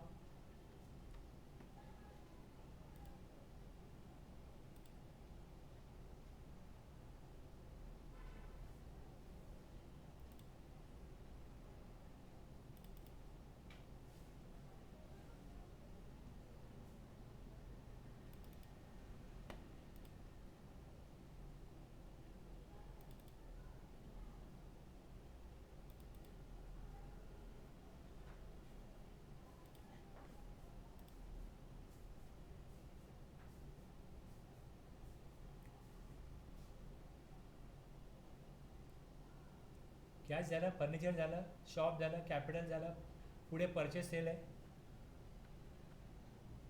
ना. क्रिएट मास्टर,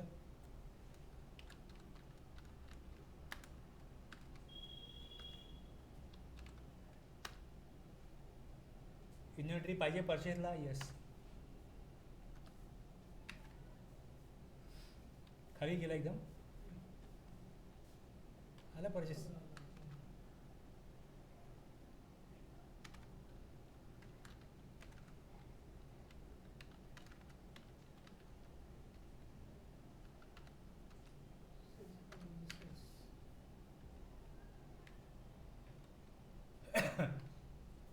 आता मी परचेस सेल्स दिले, मी परचेस सेल्स काय करणार, काय ते इन्व्हेंटरी करणार, गुड्स करणार.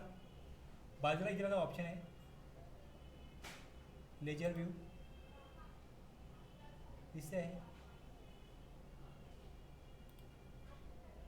हे बघा लेजर व्ह्यू,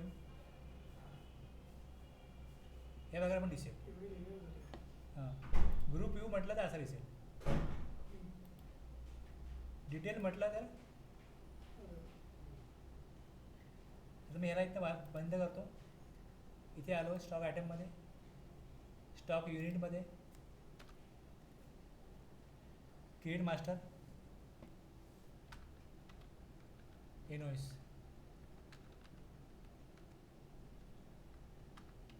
नंबर्स, ओके.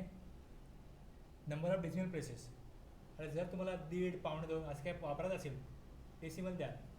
आता शर्ट, टी शर्ट अशा काय वस्तू असतात त्यांना काय अर्ध पाऊंड वगैरे विकता येत नाही, डेसिमल 0, ओके. दुसरं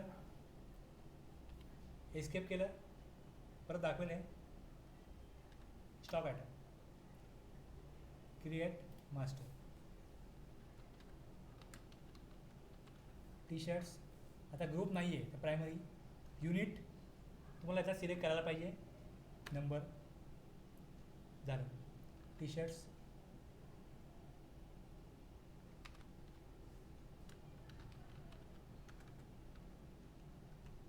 सिलेक्ट करायला पाहिजे, नोट्स.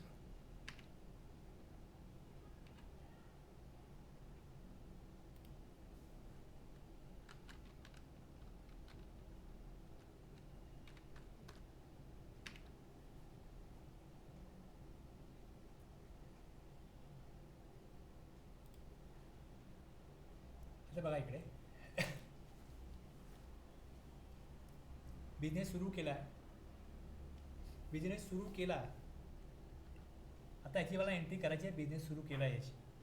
तर एंट्री जेव्हा करायची आहे तेव्हा खाली काय वाउचर आहे, मी इकडे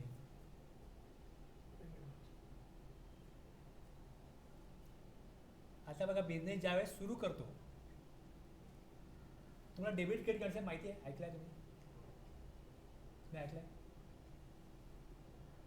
डेबिट क्रेडिट ऐकलं आहे. हो.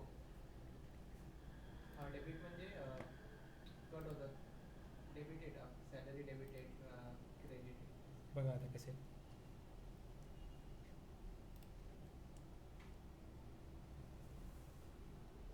आता कॅपिटल काय आहे, आपली लायबिलिटी आहे, कॅपिटल लायबिलिटी. आणि बिझनेसमध्ये फर्निचर आणलं, शॉप आणलं, हे असेट आहे. आता बघा जर लायबिलिटी असेल, जर लायबिलिटी असेल ना, त्या लायबिलिटीमध्ये जर लायबिलिटी वाढत असेल, जर लायबिलिटी वाढत असेल, जेव्हा इथे आपण कॅपिटल टाकतो तेव्हा लायबिलिटी वाढते का कमी होते? जर लायबिलिटी वाढत असेल तर क्रेडिट. सेम असेटला, असेट वाढत असेल डेबिट.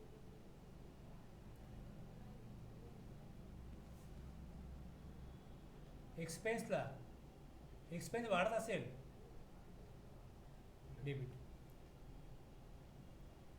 इन्कम, हे 4 ग्रुप आहेत बघा. आता म्हणजे जे नियम आहेत ना, जे ॲक्च्युली असे रूल असतात की बघा तुम्ही debit what comes in, credit what goes out, real account, ते सगळं आहे ना लक्षात ठेवून मग तो नियम लावून हे करायला पाहिजे. मी सोपं तुम्हाला काय सांगतोय की तुम्हाला एवढं तर कळेल की जे ट्रान्झॅक्शन आहे त्याच्यामध्ये लायबिलिटी काय आहे, असेट काय, एक्सपेन्स काय, इन्कम काय, याप्रमाणे ठरवलं. आता कॅपिटल आहे, तुमच्याकडे कॅपिटल आहे, तुम्हाला रेकॉर्ड करायचं आहे की बिझनेस सुरू केला. आता तुम्ही जेव्हा एंट्री करायला जाल, टॅलीमध्ये एंट्री करायला जाल, तेव्हा लक्षात घ्या जर पैसे बँकेच्या एका अकाउंटमध्ये दुसऱ्या अकाउंटला गेले तर कॉन्ट्रा एंट्री करायची. हा एक वॉचर टाईप आहे कॉन्ट्रा एंट्री. कॅश बँकेत भरली, बँकेतनं कॅश विथड्रॉ केली तर कॉन्ट्रा एंट्री. पैसे इकडून तिकडे ट्रान्सफर झाले, bank to bank, cash to bank, bank cash, तर कॉन्ट्रा एंट्री. कोणालाही पैसे दिले, बिझनेसमधले पैसे गेले, आयदर बँकेतनं जाऊ किंवा कॅशमधनं जाऊ, पेमेंटला एंट्री करायची. बिझनेसमध्ये पैसे वाढले, बँकेत वाढव या कॅशमध्ये वाढव, रिसिप्टला एंट्री करायची. सेल केला, सेलला एंट्री करायची. परचेस केला, परचेसला एंट्री करायची. आणि जर याच्यामधला व्यवहार नाही आहे, म्हणजे पैसे देवाणघेवाण नाही आहे, सेल परचेस नाही आहे आणि कॉन्ट्रा एंट्री नाही आहे, तर मग जर्नलला एंट्री करायची. जर्नल एक ॲडजस्टमेंट एंट्री असते. आता बिझनेस सुरू झाला, कॅपिटल, फर्निचर शॉप हे कॅपिटलमध्ये आणलं, बिझनेसमध्ये आणलं. त्याच्यामध्ये काही सेल परचेस नाही, कॅश पण नाही आहे, कुठल्याही प्रकारे बिझनेसच्या कॅश बॅलन्समध्ये फरक पडत नाही. आता डेबिट कशाला द्याल? बिझनेसमध्ये असेट वाढणार आहे, फर्निचर असेट वाढणार आहे बिझनेसमध्ये. Started business, cash 25,000, furniture 20,000, shop 1,55,000. मग फर्निचरची व्हॅल्यू किती आहे? 20,000. फर्निचर 20,000. सेम लायबिलिटी वाढणार आहे, कॅपिटल ही लायबिलिटी आहे. लायबिलिटी वाढली तर त्याला क्रेडिट 20,000. खाली नॅरेशन आहे की मी काय केलं आहे, हे वरचं ट्रान्झॅक्शन आहे. बिंग बिझनेस स्टार्टेड, बिझनेस सुरू केला आहे आणि त्यामध्ये इन्व्हेस्टमेंट केली गेलेली आहे, फर्निचर दिलं आहे भांडवल म्हणून, 20,000 त्याची व्हॅल्यू आहे. जशी मी एंट्री केली करीन, जशी ही एंट्री करीन, गो टूमध्ये गेलो, बॅलन्स शीटला गेलो, बघा कॅपिटल लायबिलिटीमध्ये आलेलं आहे आणि फर्निचर फिक्स खाली गेले. आपण ज्या बनवलं कॅपिटल त्याला ग्रुप दिला लायबिलिटी, आपण एंट्री केली, तिचा नियम सांगितला, जर असेट असेल, वाढते असेट तर डेबिट द्या, लायबिलिटी वाढते क्रेडिट द्या. दिलं तुम्ही त्याप्रमाणे बॅलन्स शीटला आपोआप त्याची प्लेसमेंट होईल.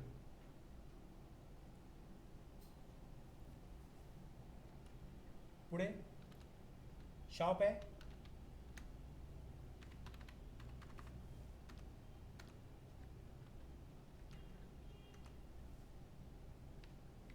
कंट्रोल आर दिलं, रिपीट झालं नॅरेशन, टाईप करायची गरज नाही मला.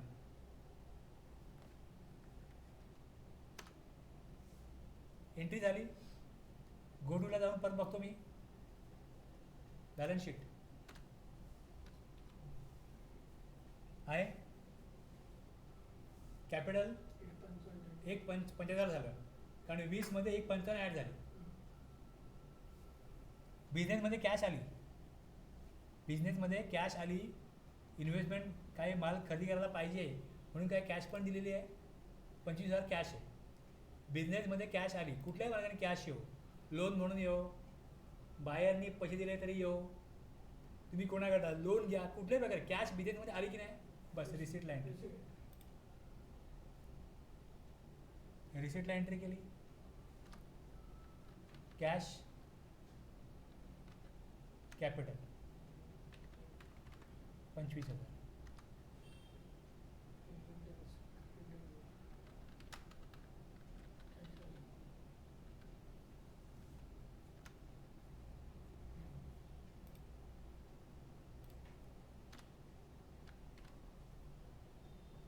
$2 लाख इनिशियली इन्व्हेस्टमेंट करून बिझनेस सुरू केला.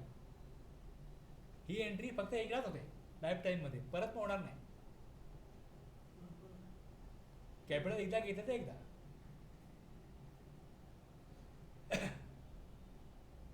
आता नॉर्मली परचेस होईल, सेल होईल, पेमेंट होईल, पैसे दिले की घेतले जाते.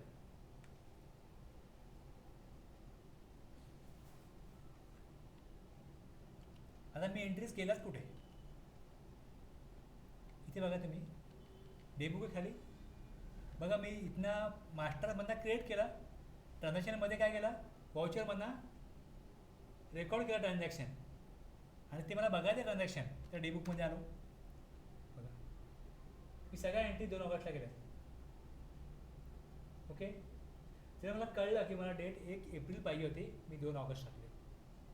मी एंटर करीन, परत त्याला 1 एप्रिल टाकेन. 1 एप्रिल एंट्री सेव्ह केली.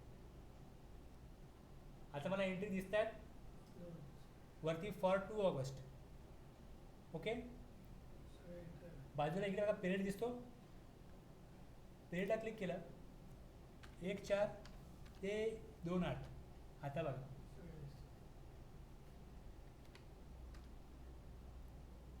एक 4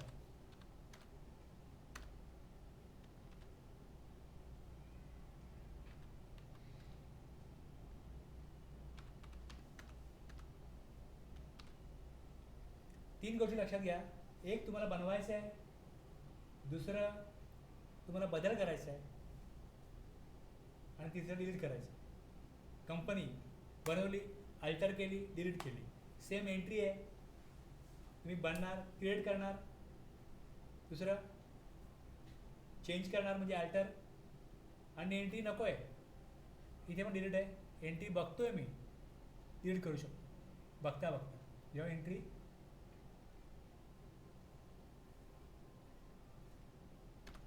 इथे काढली, डिलीट,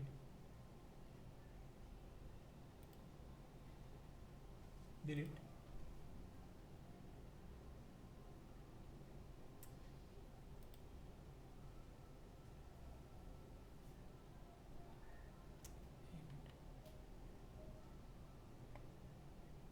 हे वेगळा ऑप्शन.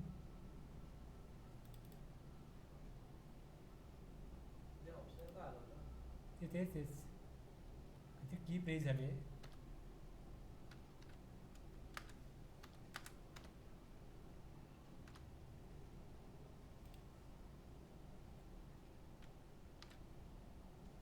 ओके, तो वेगळा ऑप्शन आहे. आता कॅपिटलची जी एंट्री आहे ही रिसीटची आहे. तुम्हाला इकडे 1 दाखवतो, जर्नलला 1 आणि 2 दाखवतो, 2 एंटर झालं. डिबुक कसं दिसतं, डेट दिसते, पुढे पर्टिक्युलर दिसतं, रेफरन्स नंबर, वाउचर टाईप, पुढे डेबिट, इनवर्ड, क्रेडिट, आउटवर्ड, आणि बाजूला इकडे तुम्ही जसं अल्ट प्रेस कराल वर तुम्हाला हे ऑप्शन बघायला मिळतात. अल्ट प्रेस केलं का डिटेल द्याल, कंटेन्स कराल, हे दिसेल. दुसरं करस्पॉन्डिंग लेजर कुठलं आहे ते दिसतं डिटेलमुळे.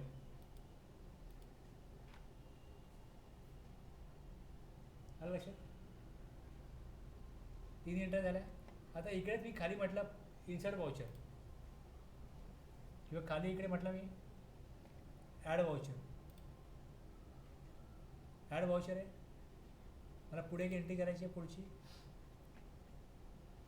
बघा, ही पहिली एंट्री होती, बिझनेस सुरू केला. याच्यामध्ये आपण 3 पार्ट झाले. आपण ह्या 3 एंट्री केल्या. Cash account to capital receipt वाउचरला एंट्री केली, जनरल वाउचरमध्ये फर्निचर टू कॅपिटल केली, शॉप टू कॅपिटल, अशा आपण 3 एंट्री केल्या. हे जे ट्रान्झॅक्शन आहे कॅपिटलचं, ह्याची आपण कंबाईन एंट्री नाही केली, आपण सेपरेट 3 एंट्री केल्या. आता पुढे बघा परचेस गुड्स फ्रॉम एक्स आहे फॉर कॅश. आता परचेस जेव्हा करतोय पेमेंट करतोय आणि काय करतोय गुड्स घेतोय. आता जर मी पेमेंटला एंट्री केली पेमेंट येईल, खाली इथे आलो कॅश दिली. तुमच्याकडे आता कॅश किती आहे? कॅश किती तुमच्याकडे? 25,000 दिसते खाली दिले कॅशच्या खाली बघा, नोटीस करा. इथे मी परचेस टाकला, परचेस. पुढे स्क्रीन काय आली, मी काय परचेस करणार आहात? परचेस काय करणार आहात? 30 शर्ट 150 रुपयाची. मग इथे शर्ट टाकला, शर्ट 30 150 रुपये रेट आहे, 4,500 झाले. दुसरा आयटम 20 टी शर्ट 100 रुपये. टी शर्ट 20 100 रुपये. पुढे 10 जॅकेट 350. आता माझ्याकडे जॅकेट नाही आहे, लिस्टमध्ये या नाही आहे. इथे वरती मला क्रिएटचा ऑप्शन आहे, नसेल तर बनवू शकता. परत इथे स्क्रीन जाईल, जॅकेट नंबर्स, जॅकेट 10 350 रुपये झाले, एकूण 10,000.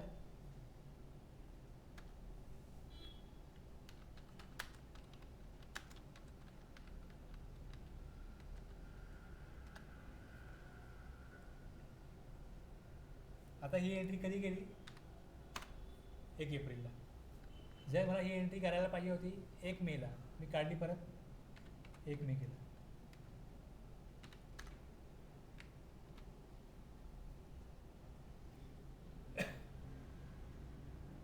जर मी F2 प्रेस केलं 1 मे दाखवा, 1 मेच दाखवेल. जर मी F2 प्रेस केलं 1 एप्रिल दाखवा, 1 एप्रिल दाखवेल. जर मी Alt प्लस F2 प्रेस केलं तर मला पिरियड विचारेल, 1/4 ते 31 मार्च. मी वर्ष टाकलं तर मला वर्षाची एंट्री दिसते. तुम्हाला स्पेसिफिक डेटच्या एंट्री बघायच्या आहेत का तुम्हाला स्पेसिफिक कालावधी म्हणजे पिरियडच्या एंट्री बघायच्या आहेत? तुम्ही F2 द्या, स्पेसिफिक डेट विचारेल. जी मी 1/5 दिली, F2 1/4 दिली. पण अल्ट प्रेस करून F2 प्रेस केलं, कंट्रोल प्लस F2 ना? अल्ट तर 1/4 ते 31/12 टाकलं. बघा उजवीकडे वरती दिसतं 1 एप्रिल ते 31/12 आहे. आता मी अल्ट F1 दिलं, हे बघा हे दिसतं. खाली बघा इथे कन्फिगरेशन आहे उजवीकडे, खाली काय कन्फिगरेशन उजवीकडे. प्रेस केलं मी कन्फिगरेशन, इथे इन्व्हेंटरी ऑप्शन आहे, हा यस केला.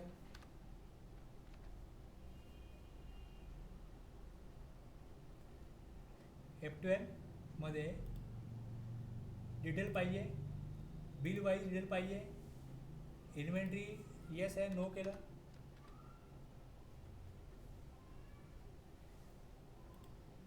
डिटेल्स आहे इकडे, कंटेन्स केलं.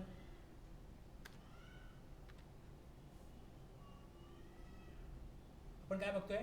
Day book. एंट्री करण्याकरता वाउचर आहे, बघण्याकरता डे बुक आहे. आणि डे बुक तुम्हाला डेट वाईज आणि पिरियड वाईज बघताय. पिरियड वाईज बघायचं आहे, Alt F2 द्या, पिरियड द्या, वर्षाचा पिरियड दिला, पूर्ण इयरचा पिरियड दिला, इयरचा दिसेल. आणि बाजूला मग कन्फिगरेशनमध्ये डिटेल पाहिजे, इन्व्हेंटरी दाखवायला पाहिजे, असे ऑप्शन तुम्हाला या कॉन्फिगरेशनमध्ये मिळतील. कॉन्फिगर करा त्याला, डिटेल द्या, खाली इन्व्हेंटरी पण यस करा, दिसेल. इथनं मी परत बाहेर पडलो, एस्केप प्रेस केला, बाहेर येईल. पुन्हा एस्केप प्रेस केला, त्याला ते बाहेर जाईल. क्विट नो म्हटलं, खाली वाउचर. मी इथनाही वाउचर एंट्री करू शकतो. मी डेबुकला केलं, इथे डेबुक बघतोय 1/4 ते 31/3 हे बघतोय मी. आणि मी इकडनं पण दिलं ॲड वाउचर, इथनंही मला बघता येईल.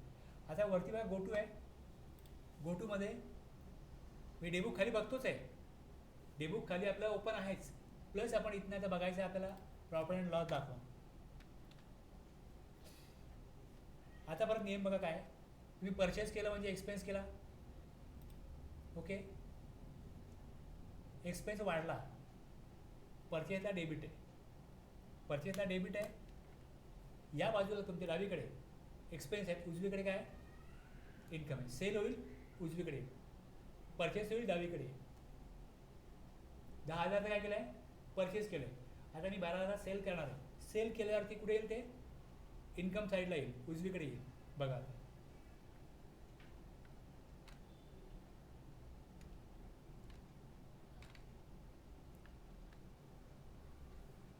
ॲड वाउचर, सेल्सची एंट्री आहे, कॅश सेल आहे 1 जून. जर 1 जून मला पहिलेच कळतं तर मी पहिले तिकडे घेईन. डेट जी आहे ती 1 जून, आणि पेमेंट केलं, परचेस केलं. आता मी सेल करतो आहे पण पैसे मिळत आहेत, ते रिसिप्टला एंट्री करा. रिसिप्टला एंट्री केली, कॅश सेल आहे, सेल काय सेल केलं, 20 शेअर 250ला.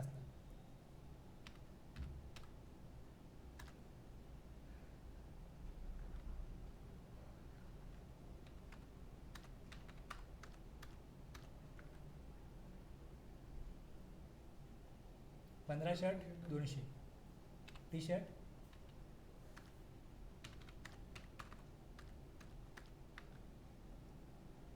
8 जॅकेट 500 रुपये.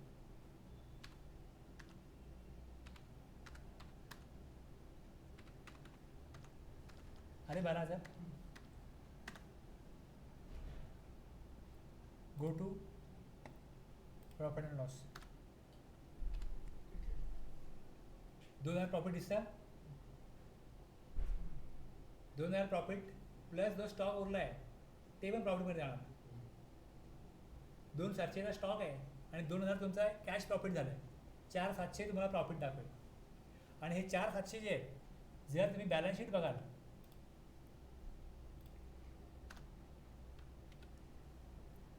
तर 4,700 इकडे दाखवेल. हे जे प्रॉफिट झालेलं असतं ना, हे शेअर होल्डरमध्ये वाटायचं असतं. जे इन्व्हेस्टर आहे त्यांना वाटायचं असतं. ते बिझनेस देणं आहे. तसं बिझनेसला कॅपिटल दिलं त्यांनी, प्रॉफिट पण त्यांना द्यायचं आहे. लक्षात घ्या. त्यामुळे ते भांडवल कुठे दिसतं, लायबिलिटीमध्ये दिसतं. बिझनेसच्या असेट आहेत त्या असेट आहेत, आणि जे भांडवल गुंतवलं आहे ते बिझनेस देणं आहे, प्रॉफिट आहे ते पण वाटणं आहे.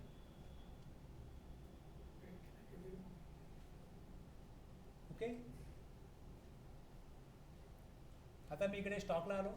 क्लोजिंग स्टॉक 2,700 आहे. याला काय म्हणतात, क्लोजिंग स्टॉक. याला एंटर केलं. कुठलाही रिपोर्ट काढला ना, त्याच्या खाली उजवीकडे बघा तुम्हाला दिसेल कन्फिगर. कन्फिगरला इथे ऑप्शन आहे इनवर्ड, येस. स्टॉक क्लोजिंग आहे, मग स्टॉक इन किती झाला, स्टॉक आउट किती झाला. स्टॉक इन किती झाला 10, आउट झाला 8 जॅकेटचा. शर्टचा 30 इनवर्ड आहे, 20 आउटवर्ड आहे, आणि मग क्लोजिंग 10 राहिलेलं आहे.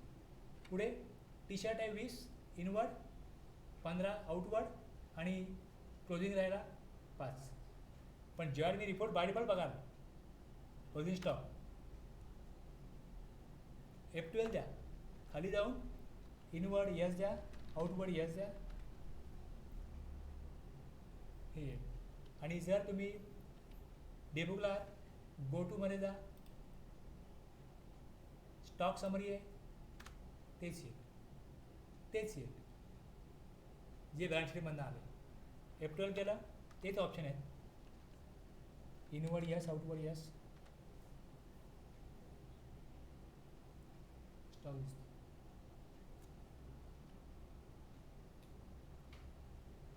आता आणखी इकडे बघा, गो टू आहे, याच्यामध्ये काय रजिस्टर आहेत खाली, रजिस्टर. त्यामध्ये आहे परचेस रजिस्टर, काय दाखवत नाही. तुम्ही एंट्री केली ना परचेसची, दाखवत नाही. आता जर मी परचेस केलं आहे, याची एंट्री पेमेंटला केली असेल तर ती जाणार नाही परचेस रजिस्टरला. जर जायला पाहिजे परचेस रजिस्टरला, ऑलरेडी तुम्ही पैसे दिलेत, पेमेंट केलं आहे, ती एंट्री पेमेंटला करायची नाही, ती एंट्री परचेसला करायची. कॅशवरती द्या, खाली पुढे खाली परचेस दाखवा.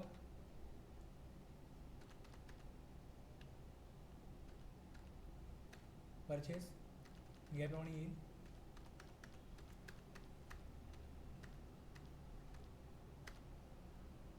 सेम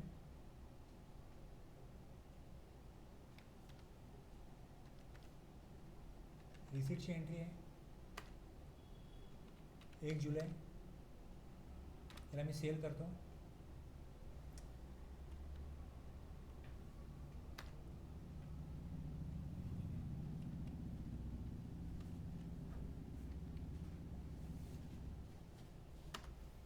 ह्याला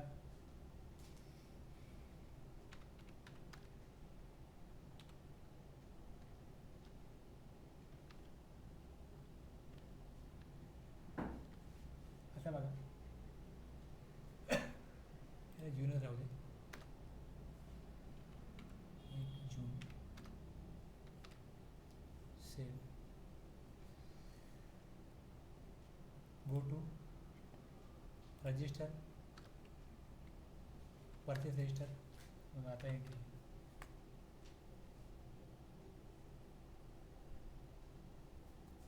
आणि बाजूला इकडे बघा कॉलमनार वगैरे रिपोर्ट असतो. त्यात परत काय ऑप्शन असतात. क्वांटिटी दाखवा. प्रत्येक कॉन्फिगर केलं का प्रत्येक रिपोर्टला वेगवेगळे कॉन्फिगरेशन येतं.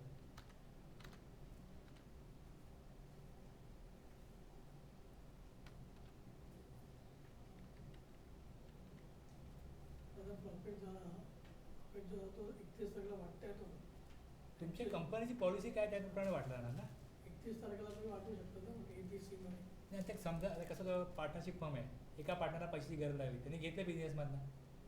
ते ना अर्थेकडून आणखी पैसे यांनी घेतलेले आहेत.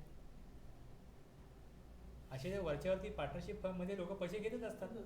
पण जेव्हा त्यांचा वर्ष पूर्ण होईल कोणाला किती देणं आहे, कोणी जास्त घेतलेत कोणी कमी घेतलेत त्यांचं म्युच्युअली ते त्यांचं ॲडजस्ट करतात. आता तुझी पार्टनरशिप फर्म आहे. तू फक्त पार्टनरशिप फर्मच्या इन्कमवरच जर का डिपेंड आहेस. तू दर महिन्याला बोलशील मला पैसे द्या खर्चाला. म्हणजे पार्टनरने फिक्स केलं की दर महिन्याला त्यांनी 20,000 रुपये घ्यायचे ते घेतील. त्याच्या नावावरती ते रेकॉर्ड होतील. मी कशा प्रकारे पैशाची उचल करायची कशा प्रकारे पैसे वापरायचे याचे प्रोपार्टनरशिपचे काही नियम नसतात. माझा बिझनेस मी कसा वापरेन. पार्टनरशिपमध्ये म्युच्युअल जे पार्टनर आहेत त्याप्रमाणे ठरतं. कंपनी असेल त्या कंपनीमध्ये तर बरेच कडक नियम असतात. पैसे कशा प्रकारे त्याची देवाणघेवाण करायची कोणी पैसे कसे वापरायचे हे सगळे ठरतं. पब्लिक लिमिटेड कंपनी आहे व त्याच्यामध्ये आणखीन त्यांना स्ट्रिक्ट रूल असतात. कंपनीच्या नियमाप्रमाणे लॉप्रमाणे सगळं काम करायला लागतं. तर तुमची कंपनी लिस्टेड आहे शेअर मार्केटला मग बऱ्याच गोष्टी तुम्हाला प्रॉपर कराव्या लागतात कंपनी लॉप्रमाणे. प्रोपर्टी बिझनेसमध्ये काय नाही आपले पैसे कशाने वापरा. पार्टनरशिपमध्ये जसं तुमचा दुसरा व्यक्ती ज्यामध्ये येतो किंवा जेवढे लोकांचे तुम्ही इन्व्हॉल्व करता त्यांच्यामध्ये काय ॲग्रीमेंट आहे किंवा कुठला कायदा त्याला लागू होतो कशा प्रकारे व्यवसाय केला पाहिजे त्याप्रमाणे तो व्यवसाय करावा लागतो.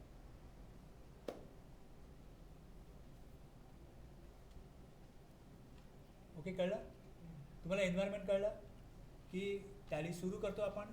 सुरू केल्यानंतर काय होतं कंपनी सिलेक्ट करणं, कंपनी क्रिएट करणं, कंपनी बंद करणं हे सगळं आलं. मग पुढे जाऊन कंपनी ओपन केल्यानंतर तुम्हाला वरती गेटवे ऑफ टॅलीमध्ये काय दिसतं masters create alter chart of account. मग त्यामध्ये बघितलं आपण इन्कम एक्सपेन्स. आता बघा तुम्हाला मी जे दाखवलं हे बिलिंग मोडला दाखवलं. हे जे आहे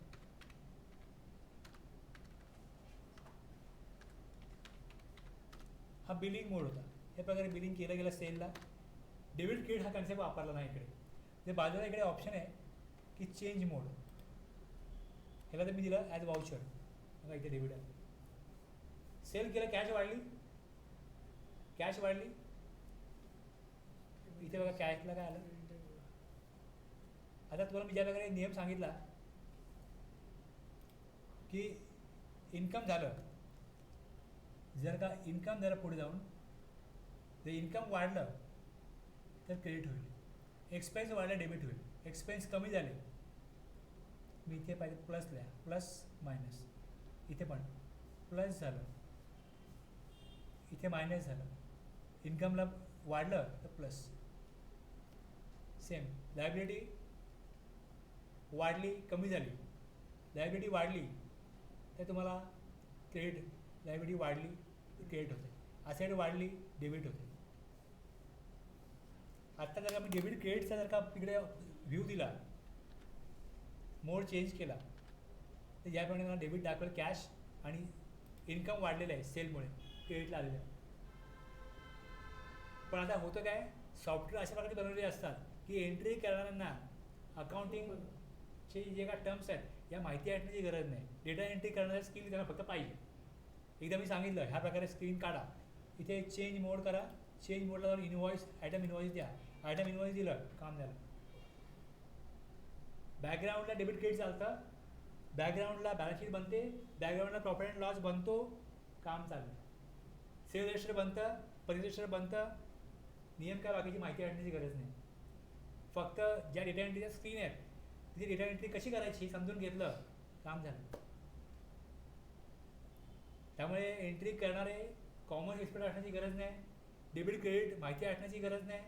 फक्त समोर सांगितलं एकदा की हे वाउचर टाईप आहेत, पैसे आले रिसिट, पैसे गेले पेमेंट, परचेस केला परचेस, सेल केला सेल, बँकेतनं पैसे काढले भरले कॉन्ट्रा एंट्री. थोडंफार ट्रेनिंग दिलं 2-3 तासाचं का कुठलाही व्यक्ती काम करायला लागतो. माझ्या ओळखीत माझ्या काही मित्र आहेत, टॅलीसाठी त्यांचा ड्रायव्हर आहे डिलिव्हरी करायला, त्याला शिकवलं आहे. बस तिथे माल पाठवायचा कर एंट्री, तो पण करतो. बँकेची एंट्री पण तो करतो. म्हणजे फार IQ लेवलचं काम नाही आहे हे, माणूस फार बुद्धिमान पाहिजे असं काय नाही आहे याच्यामध्ये. तो माणूस मोबाईल वापरतो, त्यामध्ये काय काय गेम खेळतो, काही गोष्टी करतो, हे जेवढी त्याचा IQ लेवल आहे तेवढं IQ लेवल हे काम करायला पुरेसं आहे. आणि तुम्हाला ऑर्डरनी विचारलं हे असं का केलं, तसं का केलं, मग तुम्ही सांगू शकत नाही, कारण तुम्हाला अकाउंट माहीत नाही, तुम्हाला अकाउंटचे रूल माहीत नाही. ही एंट्री अशीच का केली किंवा हे करण्यामागचा तुमचा उद्देश काय. तुम्हाला उद्देश मी म्हणाली आम्ही फक्त डेटा एंट्री करतो, परचेसची एंट्री या प्रकारे करतो, सेलची एंट्री या प्रकारे करतो, पैसे आले या प्रकारे दिसतं, कोणाला पैसे किती येणं आहे, कोणाला पैसे किती देणं आहे हे बघण्याकरता हे रिपोर्ट आहेत, ते आम्हाला शिकवले तेवढे आम्ही बघतो, बाकी आम्हाला काही विचारू नका.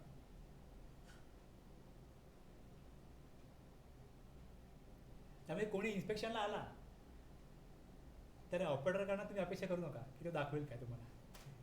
माझा एक मित्र आहे, तो काही कन्स्ट्रक्शन कंपनीत कामाला होता, तिथे रेड पडली वॅटची.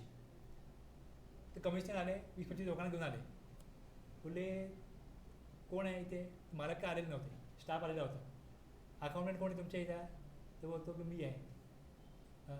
ते कम्प्युटर चालू कर, कम्प्युटर चालू केलं त्याने. बोलले किती सेल झालं तुमचं, दाखव मला, प्रॉफिट अँड लॉस दाखव. त्यांनी दाखवलं, ह्या महिन्याच्या एंडपर्यंत दाखव किती सेल आहे, एवढं आहे, टॅक्स किती भरला आहे, पेमेंट केलं आहे काय, दाखव मला पेमेंटची एंट्री.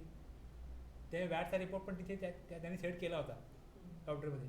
तो वॅटचा रिपोर्ट त्यांनी काढला, परचेस एवढा आहे, सेल एवढा आहे, पेबल किती आहे, 56 लाख पेबल आहे बोलतो, भरला का ना तुम्ही. नाही बोलतो फंड आमचा अडकला आहे, पैसे अडकले, 56 लाख भरायचं आहे. मग मालकाला बोलव, मग फोन केला तर मालक आले, 56 लाख भरायचे तुमच्याकडे, तुम्ही भरत का नाही, तुम्ही परचेस करताय, सेल करताय, सगळं करताय, मग टॅक्स काय भरत नाही. मला बोलले ते काय झालं, पैसे आले पण तुम्ही जमिनीमध्ये इन्व्हेस्टमेंट केली. म्हणजे जमीन तुम्ही घेताय, पहिले तुम्ही जबाबदारी गव्हर्नमेंटला टॅक्स भरला पाहिजे. आणि मग तुमचं सगळं बघायला लागेल आता, तुम्ही सगळं इरेग्युलर आहे, मग काय करताय, भरताय पैसे तुम्ही. बोलले ठीक आहे, मग त्या चेक द्या म्हणा 50 लाखाचा, पैसे पाहिजे, पैसे घ्यायला आलो आहे, तुमच्याकडे बरंच काय दिसतंय मला. मग त्यांनी दिले, पेमेंट केलं. पण त्यांनी त्यांना एवढं सांगितलं की मला हे रिपोर्ट दाखव, तुमच्या सॉफ्टवेअरमध्ये मला हे दाखव, सेल किती आहे, परचेस किती आहे, म्हणजे जे काय 4-5 रिपोर्ट जे लागतात त्यातनं कळतं की बिझनेसची पोझिशन कशी आहे. त्यांनी बघितलं, त्यांनी बोलले तुमच्याकडे डॉक्युमेंट दाखवा, हे डॉक्युमेंट आहेत, तुमची फाईल दाखवा, परचेसची सेलची दाखवा, सगळं आहे ओके, हे एंट्री केलं कम्प्युटरमध्ये ते दाखवा, काम झालं. म्हणजे अधिकाऱ्यांना फार माहिती असण्याची गरज नाही, स्टाफ जो एंट्री करतो त्याला फार माहिती असण्याची गरज नाही. जे मिनिमम माहिती पाहिजे त्याच्यावरती काम चालतं. जे मॅन्युअली काय असेल तर विचारलं जाते, हे काय केलं आहे, हे सांगा, समजून सांगा मला. आता काय गरजच नाही, सगळं रेडी मिळतं तुम्हाला. ठीक आहे, थांबूया.